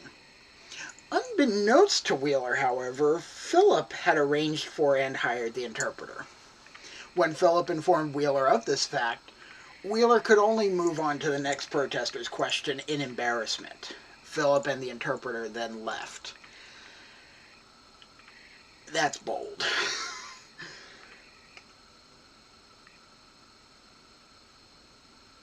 Wheeler tried to take credit for an interpreter being there when he had nothing to do with it. Similarly, Melissa emailed Wheeler and the city's ADA coordinator directly and notified numerous law enforcement officers and agents about the impact that strobe lights have on her epilepsy. Neither Wheeler nor the ADA coordinator responded. On the other hand, multiple officers told her that if she was so affected, she should not be protesting. In fact, Officer 1004013, a Doe defendant, has repeatedly gone out of his way to strobe Melissa after being notified of her epilepsy. Officers have told other protesters with disabilities that they should not be out protesting. After officers shoved the protesters and told them to move faster, the protesters told officers of their mobility-related disabilities. The officers, faced with these pleas, told the protesters that they did not belong and continued to shove and scream at them.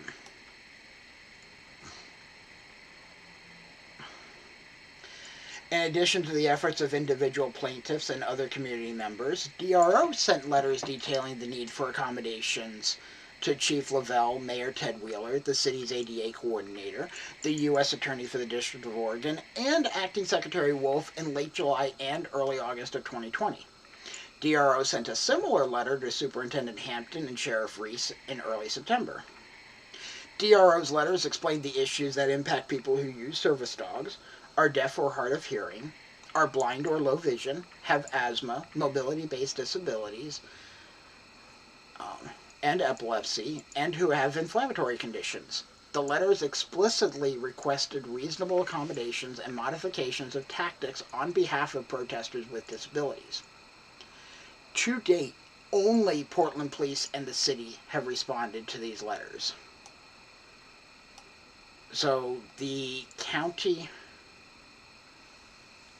the sheriff's office, the state district attorney, and Chad Wolf's office didn't even respond to a federally mandated agency. On September 17, 2020, DRO and the Plaintiffs' Counsel met with Portland Police and the city to discuss the ongoing issues regarding the lack of reasonable modifications for protesters with disabilities and continuing violence at the hands of Portland Police. During these decisions, Portland Police and the city acknowledged that they do not have any policies governing police interactions with protesters with disabilities.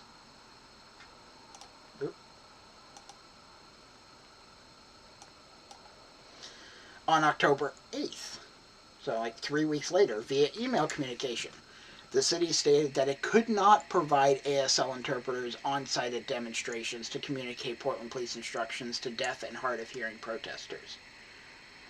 Essentially, they gave up. On October 14th, 2020, another week later, DRO and Plaintiffs' Counsel met for a second time with Portland Police and the city to discuss their concerns. Portland Police and the city would not provide any concrete steps, plans, or timelines to ensure that protesters with disabilities are afforded their constitutional rights and to prevent undue force and discrimination against them. Indeed, Portland Police made clear that any potential steps that they could take would be subject to a lengthy bureaucratic approval process that could take weeks or even months. Sounds to me like it's too hard, so we're not even going to try. Acting Director Wolf has repeatedly and publicly justified the actions of DHS agents while ignoring plaintiffs' requests for modifications. Rather than showing any inclination to provide reasonable modifications to or respect the constitutional right of people with disabilities, the prevailing sentiment from defendants has been that protesting is only for people who do not have disabilities. The Portland Police, DHS, U.S. Marshals, State Police, and Multnomah County Sheriff's Office have all responded with force to various protests in the city of Portland since May 2020. Defendants have also collaborated and worked jointly in devising responses to specific protests. For example, in September 2020, federal authorities deputized dozens of members of both Portland Police and county sheriffs to serve as federal deputies in responding to these protests. 50 state police troopers were federally deputized in August 2020 for the purpose of allowing joint operations between OSP and federal authorities. Oregon Governor Kate Brown has on some occasions created a unified command, allowing joint command and control for state police and county sheriffs in response to protests. Protesters have witnessed obviously coordinated action between federal and local authorities in responding to the protests. Each defendant has coordinated its response to the protests with other agencies. Each defendant has individually and jointly failed to provide reasonable modifications to protesters with disabilities. None of the agencies communicate reasonably accessible notice to protesters who are deaf or hard of hearing before using force or making arrests. None of the agencies appropriately restrict the use of tear gas, bull rush charges, strobes, or other force against protesters with disabilities. After DRO submitted requests for modifications to the agencies, none of the agencies adopted reasonable modifications that would adequately provide equal access to protesters with disabilities. Plaintiffs have made every effort to resolve these issues short of litigation. Unfortunately, defendants' refusal to act have forced plaintiffs to file this lawsuit to vindicate their fundamental constitutional rights and the rights guaranteed to them by the ADA and Rehabilitation Act.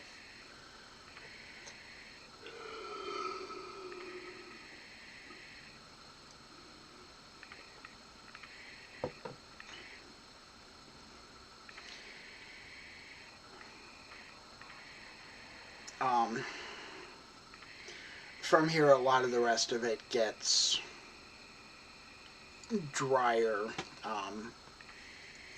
This is where they'll say the specific laws that were violated and how and such.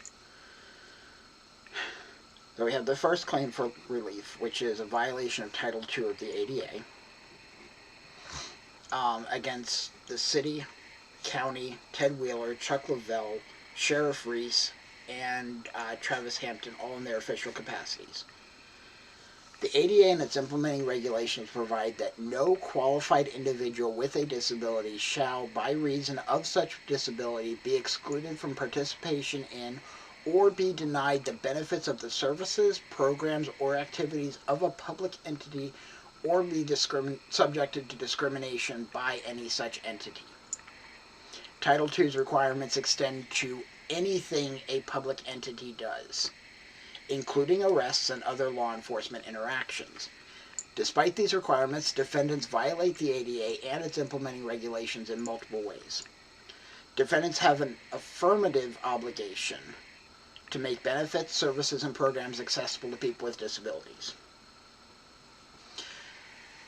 The general regulatory obligation to modify policies, practices, or procedures requires law enforcement to make changes in policies that result in discriminatory arrests or abuse of individuals with disabilities.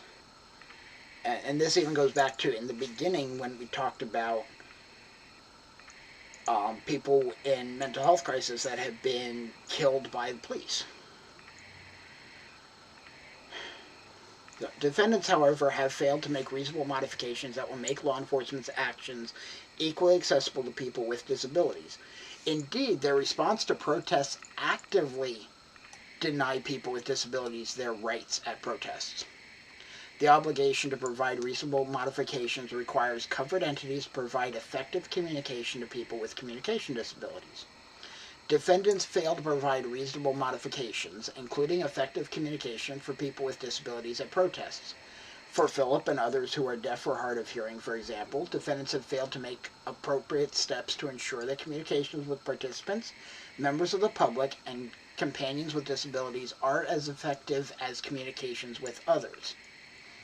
To that end, defendants are required to furnish appropriate auxiliary aids and services where necessary to afford individuals with disabilities an equal opportunity to participate in and enjoy the benefits of a service, program, or activity of a public entity. Defendants make no efforts whatsoever to communicate with protesters who are deaf or hard of hearing, including when they declare unlawful assemblies and riots and issue orders to disperse. Again, the police policy for crowd control tries to say that if they're able to make an announcement over social media, which then requires that anyone with a disability happens to have a device capable of receiving that social media, possibly having an account, and actively watching. Basically putting the burden on the person with a disability, which it goes the other way around.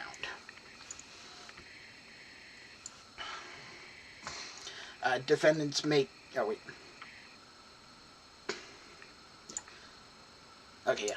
Defendants make no efforts whatsoever to communicate with protesters who are deaf or hard of hearing, including when they declare unlawful assemblies and riots and issue orders to disperse. In the same way, defendants discriminate against plaintiffs by communicating about their activities at protests only to protesters who are hearing persons. Defendants' use of bull rushes and other forms of force violate the rights of people with a variety of disabilities, including those with mobility disabilities and those who are blind or low vision.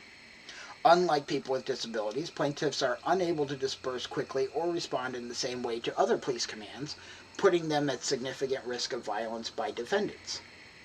Use of force by defendants also has a disproportionate effect on people with disabilities, many of whom heal more slowly and are more susceptible to long-term damage. Defendants' use of strobe lights induces seizures in Melissa and others with epilepsy. The use of strobes, however, serves no purpose that is not equally served by other forms of lighting other than to disorient protesters and stymie efforts to identify officers. And this is one that I've dealt with myself. I haven't had as much of the strobe lights, but I have had when I'm trying to film police. When they know that I'm looking at them, they'll shine a flashlight in my camera. And I've had a time where The only way I was able to get a picture was a quick shot before he could raise his flashlight up. Defendants' use of flashbang grenades, tear gas, and other riot control agents, and their separation of people from their service animals denies people who use service animals the equal opportunity to participate in protests by restricting their ability to attend protests with their animals. Defendants' use of tear gas, pepper balls, and other chemical irritants poses a significant risk of harm or death for people with respiratory and inflammatory conditions. The lack of clear egress routes for dispersal and barriers to egress erected by defendants violates the rights of people with disabilities who are forced to risk stampedes and trampling from other protesters, law enforcement force, and other grievous harm. The lack of clear and consistent directions likewise puts plaintiffs, including those who are blind and low vision, at significant risk of harm, arrest, and violence. Remember, when cops will come in a case like this and arrest people, they tend to not go for people who might be causing problems. They will grab whoever they can grab quickest, and that is more likely to be a disabled person who can't get out of the way. Defendants subject plaintiffs to use of force and arrest because they mistake plaintiffs' inaction, delayed action, or slowed actions in response to orders to disperse and other commands as a refusal to comply. Further, defendants' crowd management directives and other measures constitute programs and/or activities under the ADA. By failing to establish crowd management measures that permit protesters with disabilities an opportunity to avoid harm by police, defendants have denied these people with disabilities meaningful access to their crowd management program and activity. Reasonable modifications and effective communication measures are readily available. For communications with deaf or hard of hearing persons, or protesters, for example, ASL interpreters and visual messaging systems of the sort already used on the roadside to communicate closed exits could be effectively employed to notify protesters who are deaf or hard of hearing when an unlawful assembly is declared.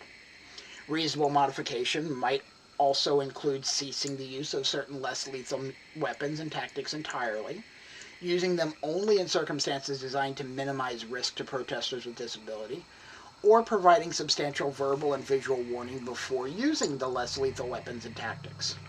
Likewise, defendants can identify and inform protesters of accessible avenues of egress before using force or other tactics that may harm people with mobility disabilities. Nor would the requested modifications require a fundamental alteration of defendants' programs and services. For example, defendants are already constitutionally required to provide adequate notice and an opportunity to comply before dispersing crowds.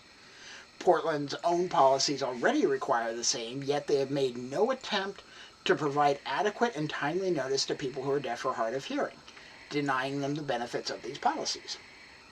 As set forth above, defendants have failed to satisfy their affirmative obligation to provide reasonable accommodations and auxiliary aids and services that provide equal access with or without a specific request from a person with a disability.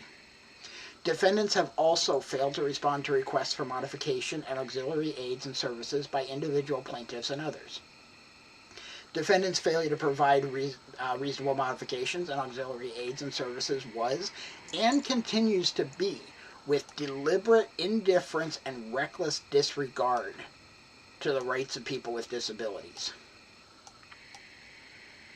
Pursuant to 42 U.S.C. 12133, plaintiffs are entitled to declaratory and injunctive relief as well as damages and reasonable attorney's fees and costs. Second claim for relief against the Rehabilitation Act.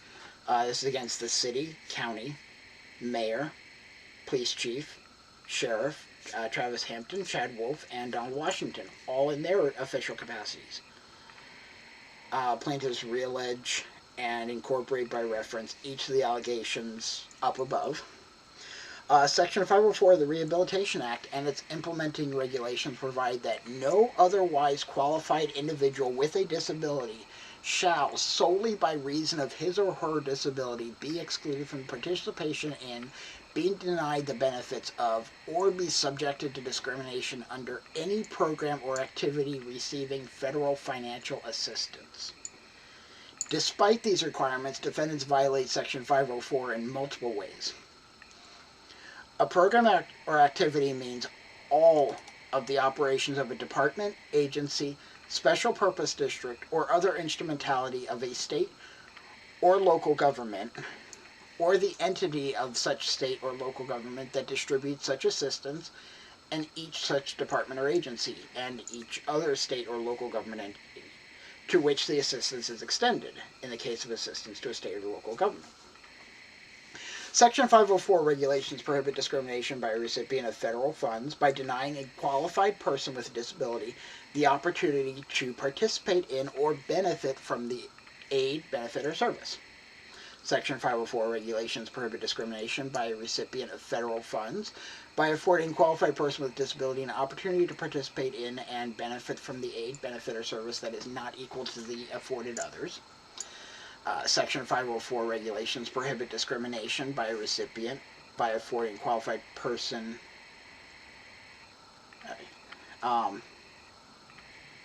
with a disability an opportunity to participate in and benefit from the aid, benefit, service that is not as effective as that provided others. Very similar difference, or very similar wording, just one is not equal and the other is not as effective.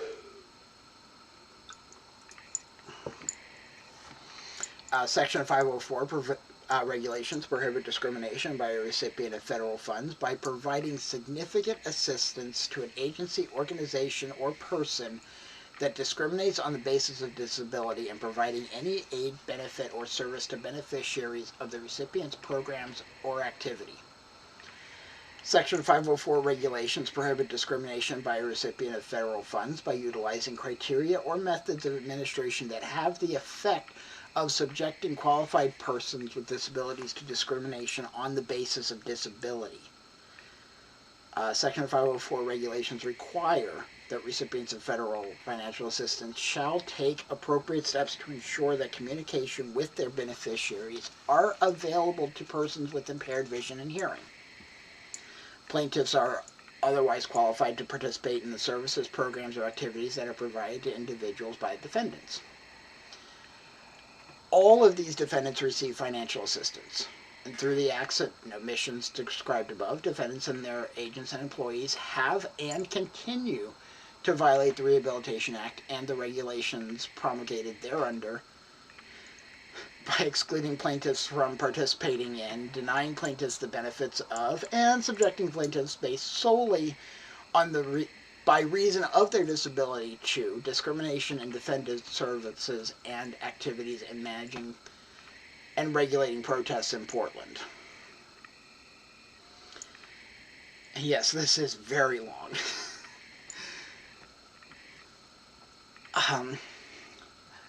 And again, defendants make no efforts whatsoever to communicate with protesters who are deaf or hard of hearing, including when they declare unlawful assemblies and riots and issue orders to disperse.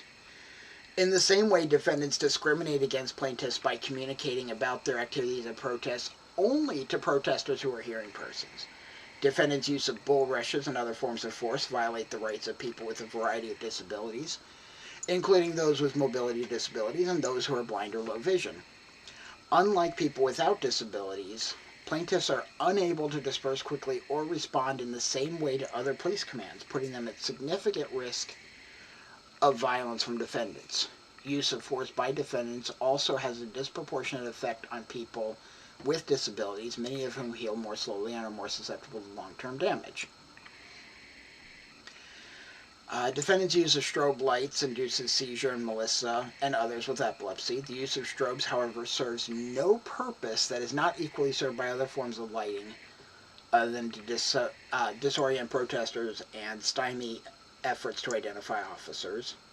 Their use of flashbangs, tear gas, and other riot control agents, and their separation of people from their service animals denies people who use service animals the equal opportunity to participate by restricting their ability to attend with their animals.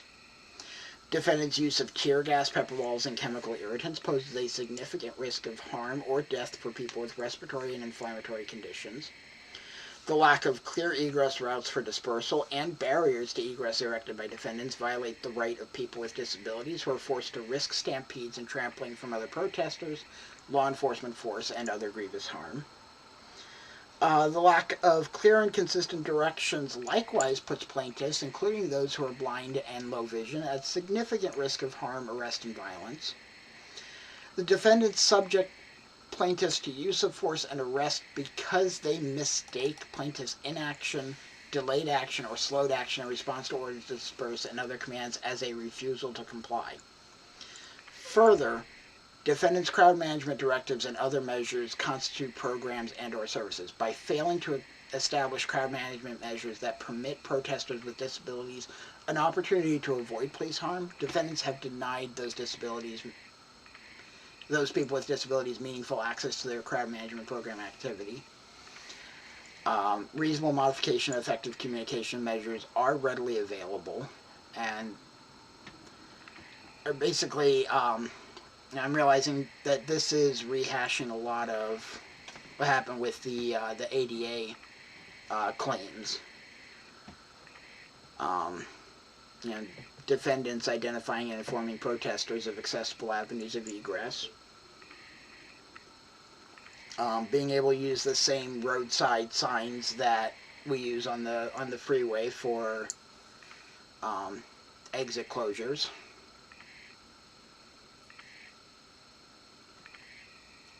Again, defendants have failed to satisfy their affirmative obligation.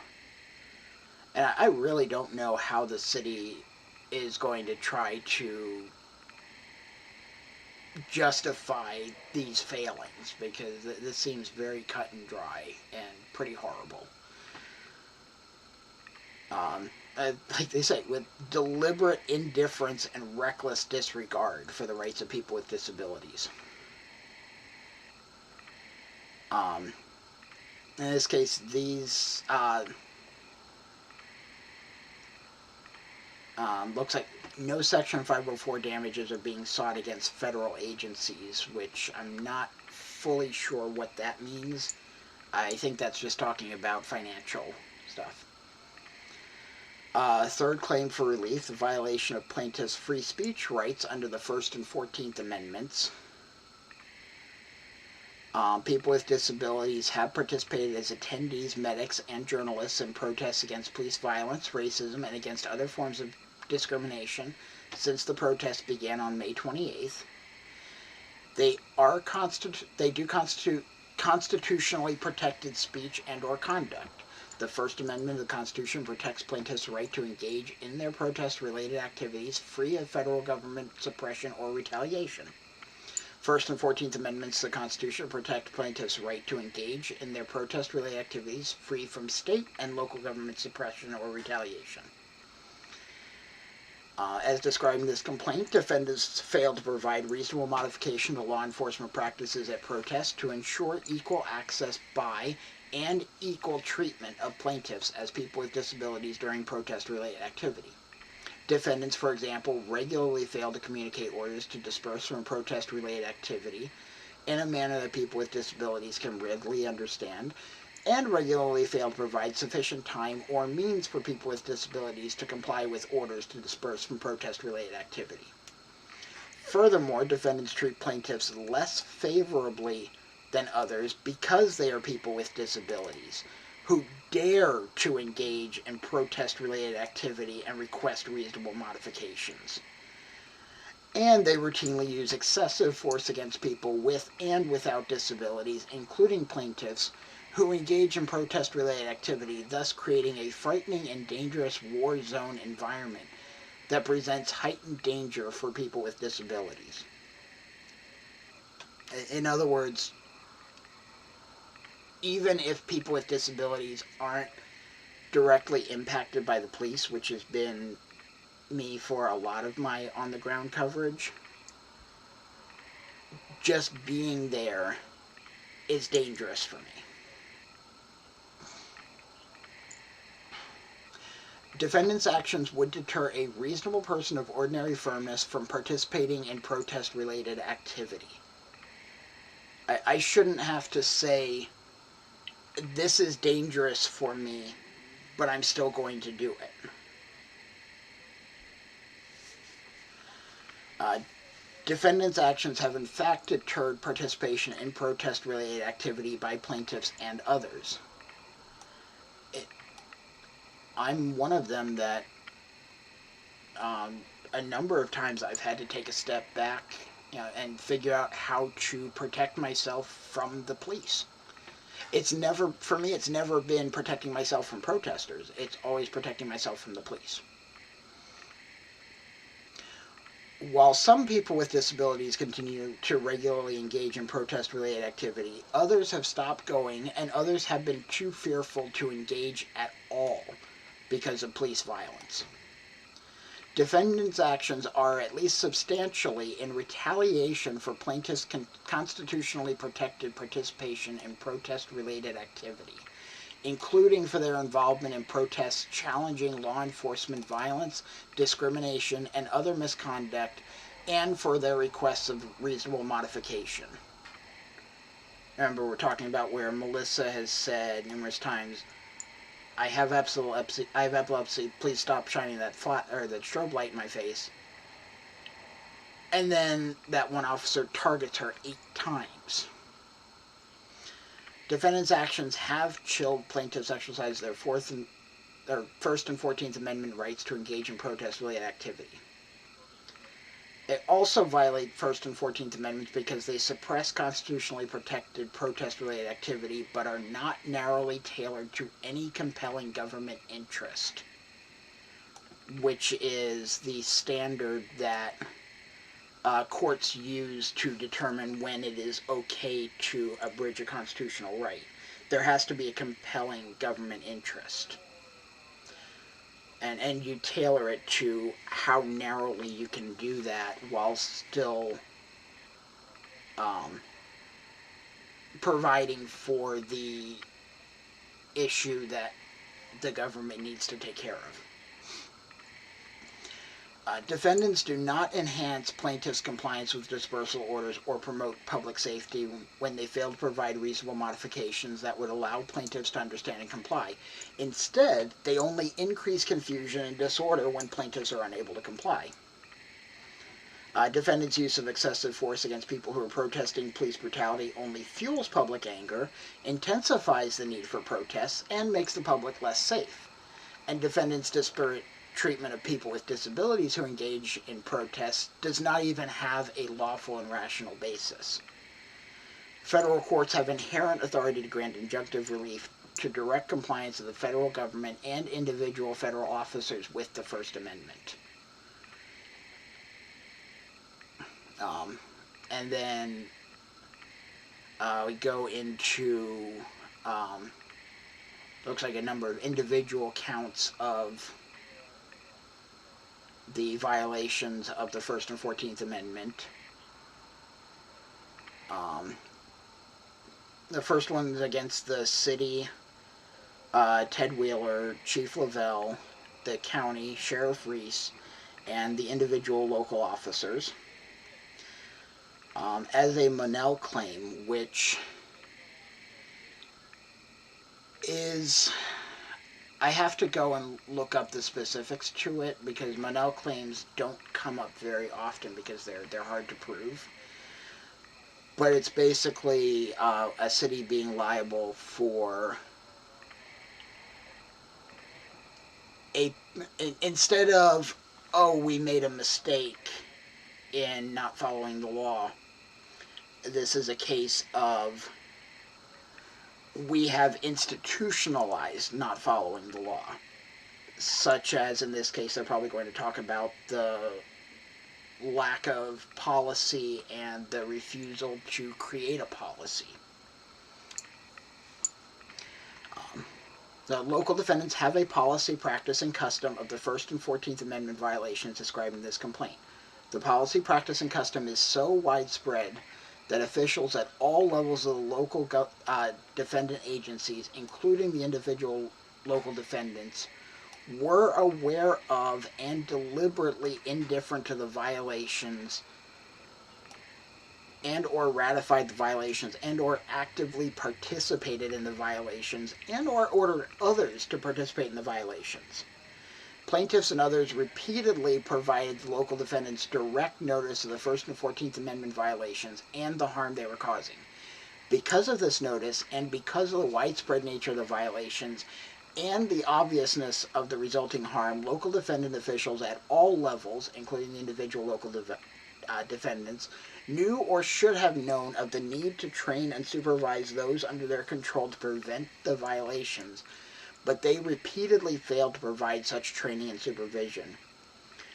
Remember, people involved in this case have been dealing with this since the lawsuit in 2012. Without altering the burden of proof on any claim or defense, plaintiffs alleged the actions of the individual local defendants were objectively unreasonable in light of clearly established law. Count 2 is Travis Hampton, which is the Oregon State Police. They directed or participated in the violations of the First Amendment rights as described, and they were objectively unreasonable in light of clearly established law. The third count is against Chad Wolf, Donald Washington, and federal defendants. So the first count was the local violation, second count was the state, and the third one is the federal. Federal defendants willfully participated and conspired with state and local defendants in the violations of the plaintiff's First Amendment rights as described. Count 4 is a Bivins claim, which is, from my memory, it is when somebody has been unlawfully detained, basically arrested, but then not charged.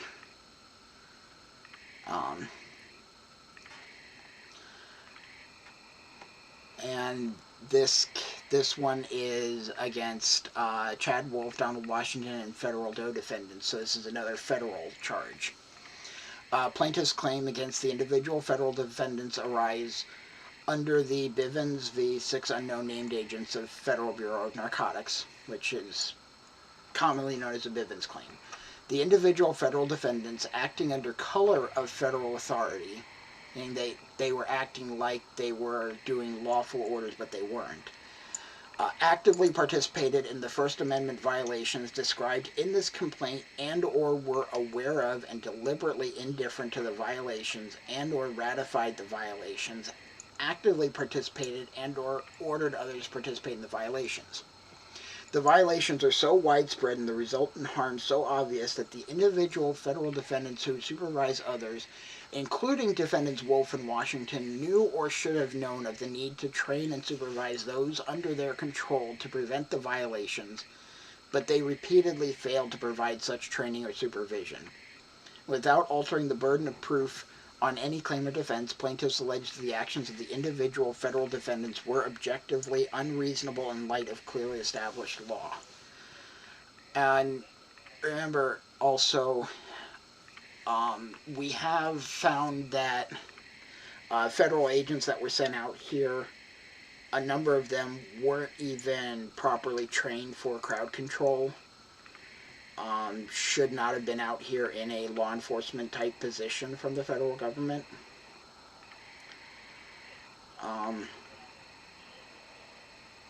And there are suits coming out of other federal courts that are confirming that Chad Wolf was not even constitutionally able to, or legally able to do the actions that he's been doing because of how he was appointed to his position.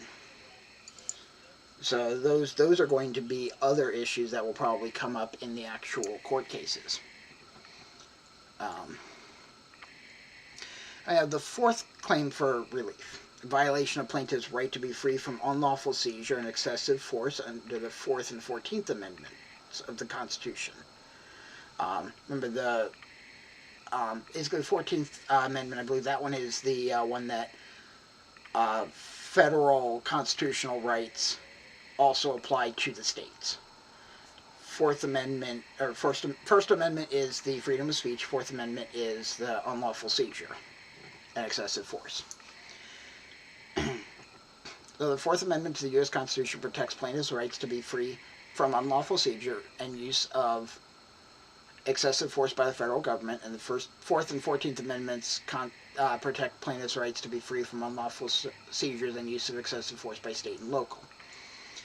Defendants have routinely used excessive force and unreasonably seized people with disabilities, including plaintiffs, at protests. For example, defendants have repeatedly subjected plaintiffs to bull rushes, use of batons, tear gas, pepper balls, rubber bullets, and other crowd-control munitions, even though plaintiffs pose no threat whatsoever, are suspected of no crime, or an extremely minor offense, and are not resisting lawful orders or fleeing.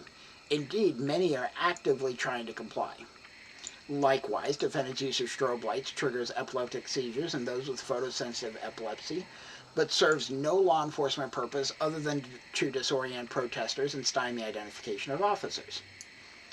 Defendants also subject people with disabilities to unreasonable seizures by, for example, traumatically separating people with disabilities from their service animals without cause, using unnecessarily tight handcuffs, failing to provide needed care while in custody, and other discriminatory practices. Defendants specifically target people with disabilities for violence in retaliation for their First Amendment right to free speech, including for requesting reasonable accommodations. Defendants' overwhelming use of force against and refusal to accommodate people with disabilities during seizures is unreasonable. The federal courts have inherent authority to grant injunctive relief to direct compliance of the federal government and individual federal officials with the Fourth Amendment. And then this goes into specific counts again, as Monell claims. This one is against the city, mayor, police chief, the county, the sheriff, and other local defendants. And this is going to be very similar to the last set of counts that we had before, where local defendants have a policy, practice, and custom of the 4th and 14th Amendment violations in this complaint. It's going to be, like I said, very similar, just replace First Amendment violations with Fourth Amendment.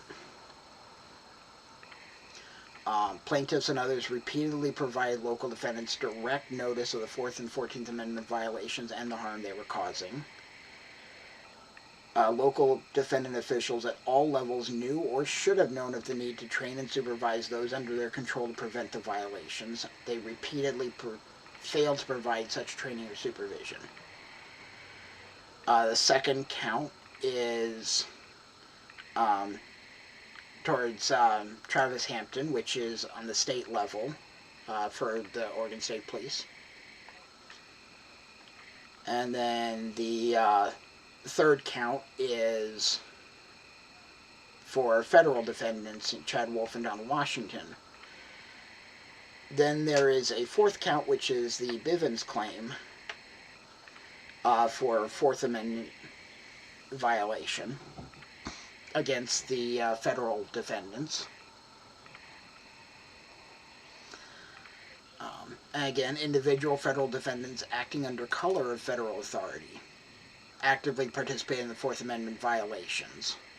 Violations are so widespread and the resultant harm so obvious that the individual federal defendants who supervise others, including Wolf and Washington, knew or should have known of the need to train and supervise those under their control to prevent the violations, but they repeatedly failed to provide such training or supervision.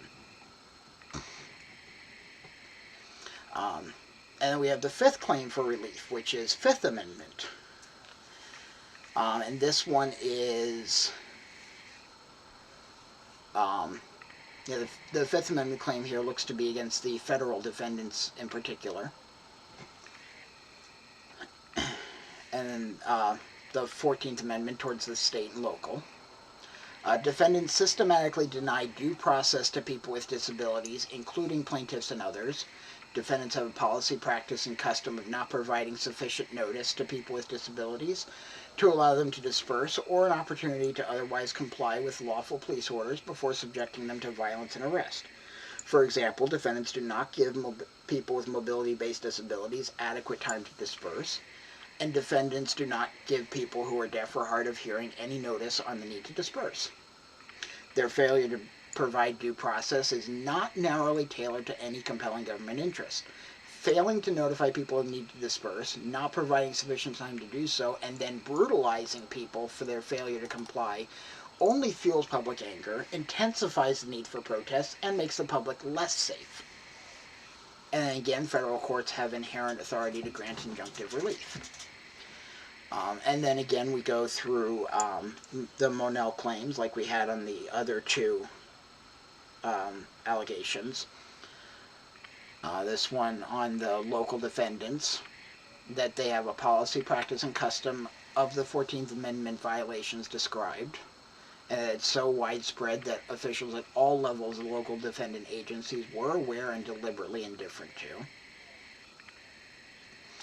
Plaintiffs and others repeatedly provide local defendants direct notice of the 14th Amendment violations, and they should have known of the need to train and supervise those under their control. The second count is against the state, the same thing as before, and the third count against federal defendants, much like before. And then again we have the Bivins claim against the federal defendants. That they acted under color of federal authority, actively participated in Fifth Amendment violations described in the complaint, and or were deliberately they were aware of and deliberately indifferent to the violations.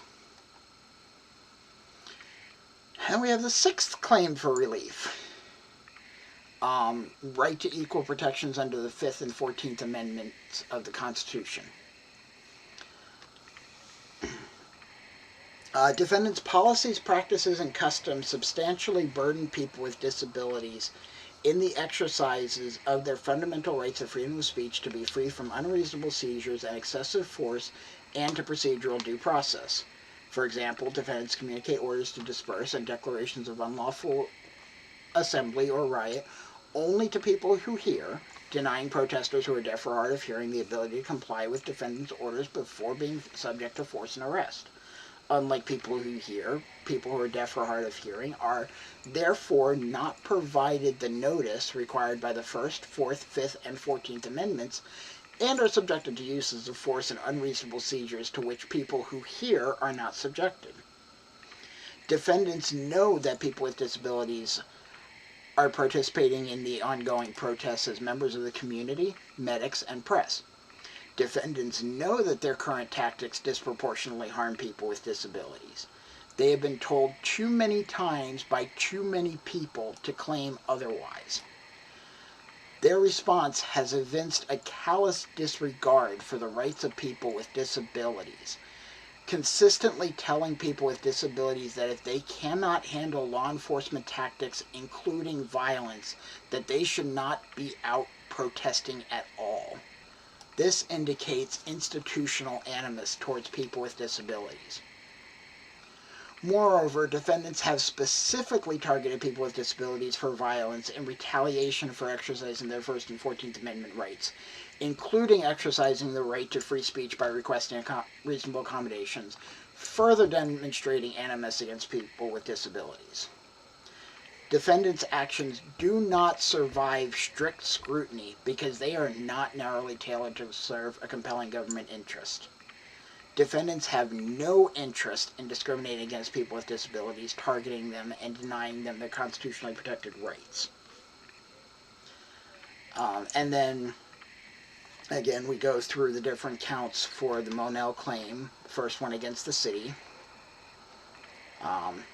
which is basically, it's almost carbon copy of the other ones. Count 2 is against the state defendants, and count 3 against the federal defendants. And then we have count 4 as the Bivins claim against the federal defendants. And then finally we have the prayer for relief. Wherefore plaintiffs pray for the following relief. A declaration that defendants' alleged conduct has violated and continues to violate Title II of the ADA, 42 U.S.C. Code 12131 et sequitur, and its implementing regulations, Section 504 of the Rehabilitation Act and its implementing regulations, and the 1st, 4th, 5th, and 14th Amendments to the U.S. Constitution. Preliminary and permanent orders enjoining defendants, their agents, employees, successors, and all other persons acting in active concert or participation with defendants from violating Title II of the ADA and its implementing regulations, Section 504 of the Rehabilitation Act and its implementing regulations, and the 1st, 4th, 5th, and 14th Amendments to the Constitution. Preliminary and permanent orders requiring defendants to cease discriminatory practices against individuals with disabilities at protests and provide reasonable modifications, including but not limited to modify use of force policies to address the needs of people with disabilities and or their service animals, including but not limited to ceasing use of force such as impact munitions, flashbang grenades, batons, shoving, and other types of force and tactics unless necessary for officer safety based on the immediate threat of serious harm from an individual. And I want to sidestep for a moment to remind that we just had last week Judge Hernandez out of the same federal court upheld contempt violations or contempt motion on 3 different counts against the city for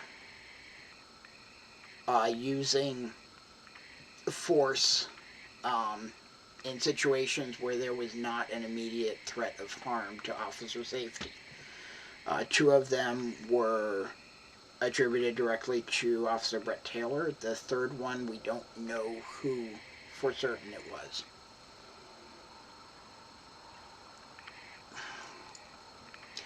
Let's see.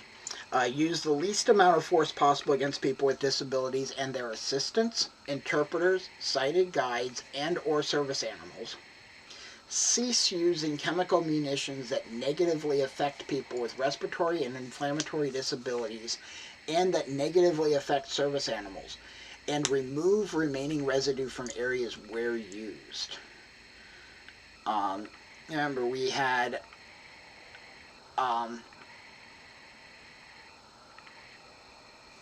so much tear gas used that downtown at the Justice Center, it was getting up several stories to where the air intake vents are for the Justice Center jail. And all that stuff settled down onto the ground and sat there for weeks. And just you could walk through there in the middle of the day, and if you weren't out there used to tear gas already, you needed like a gas mask or something heavier duty than just the masks that people are normally wearing for COVID. Cease using strobe lights. Provide ASL interpreters and visual messaging systems to convey orders or other directions to people who are deaf or hard of hearing at protests. Provide adequate time and clear and consistent directions for individuals with disabilities to comply with lawful orders. Before dispersing a crowd or taking other actions that may place people with disabilities in danger, identify and inform protesters and others of accessible avenues of escape. Remember, when they're doing dispersals,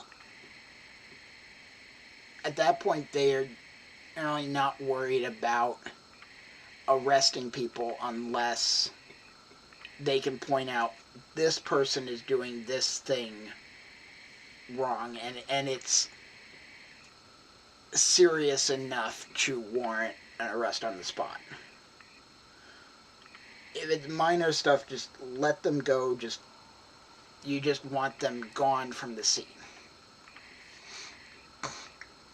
Stop separating people with disabilities from their assistants, interpreters, sighted guides, and or service animals. ensure access to proper medical treatment, including medication. This has been a huge ongoing issue.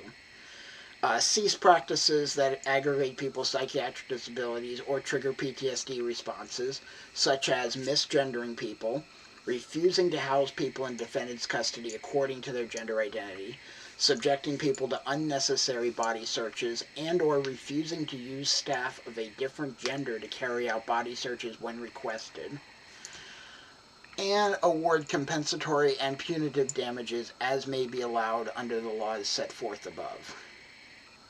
Also, an order awarding plaintiffs' attorney fees, expenses, and costs provided by law, and such other and further relief as the court may deem just and proper. This case was first filed on November 1st, so it's been just over a month now.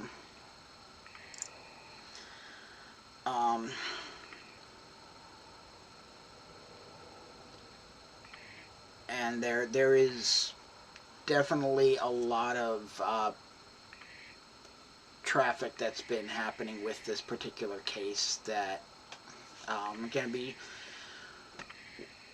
to be watching this case particularly closely because of, for selfish reasons, because of, the fact that I'm disabled myself.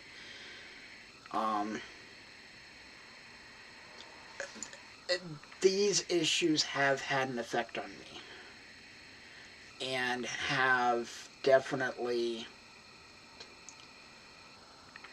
chilled my ability to do things to where I've gone and made changes in how I handle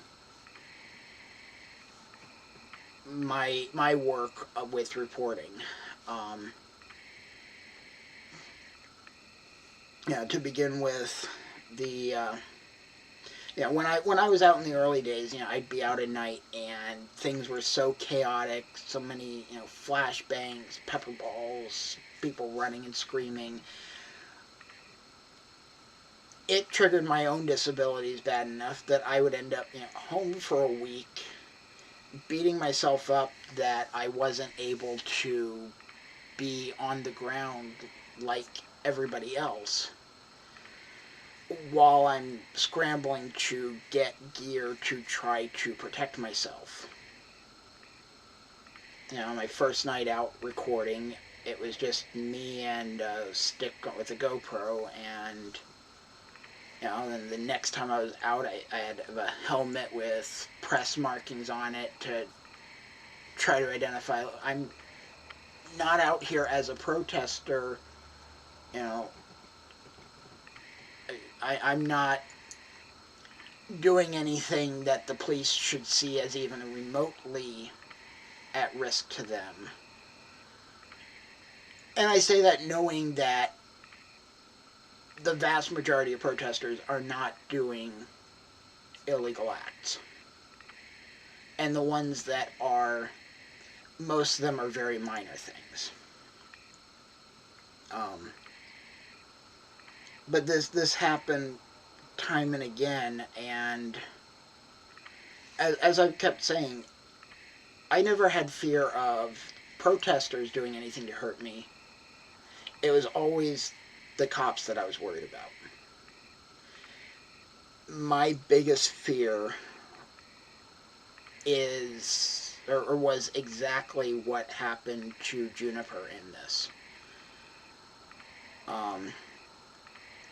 One of the issues I do have shoulder issues. If I was handcuffed for hours, I would be in excruciating pain because of a shoulder issue that I can't have my hands behind my back for more than a minute.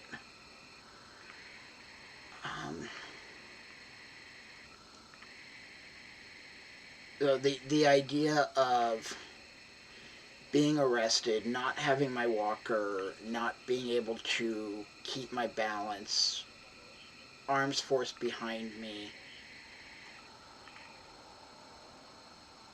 and likely being misgendered on purpose, just because some cop gets their jollies off on it. That was the biggest fear that I have. You know, and I've had injuries as a result of being out documenting protests. But that's still the one thing that never did happen to me is still my biggest fear, and it's one of the reasons why I've ended up switching my focus to documenting daytime stuff, especially, you know, with all the legal stuff going on.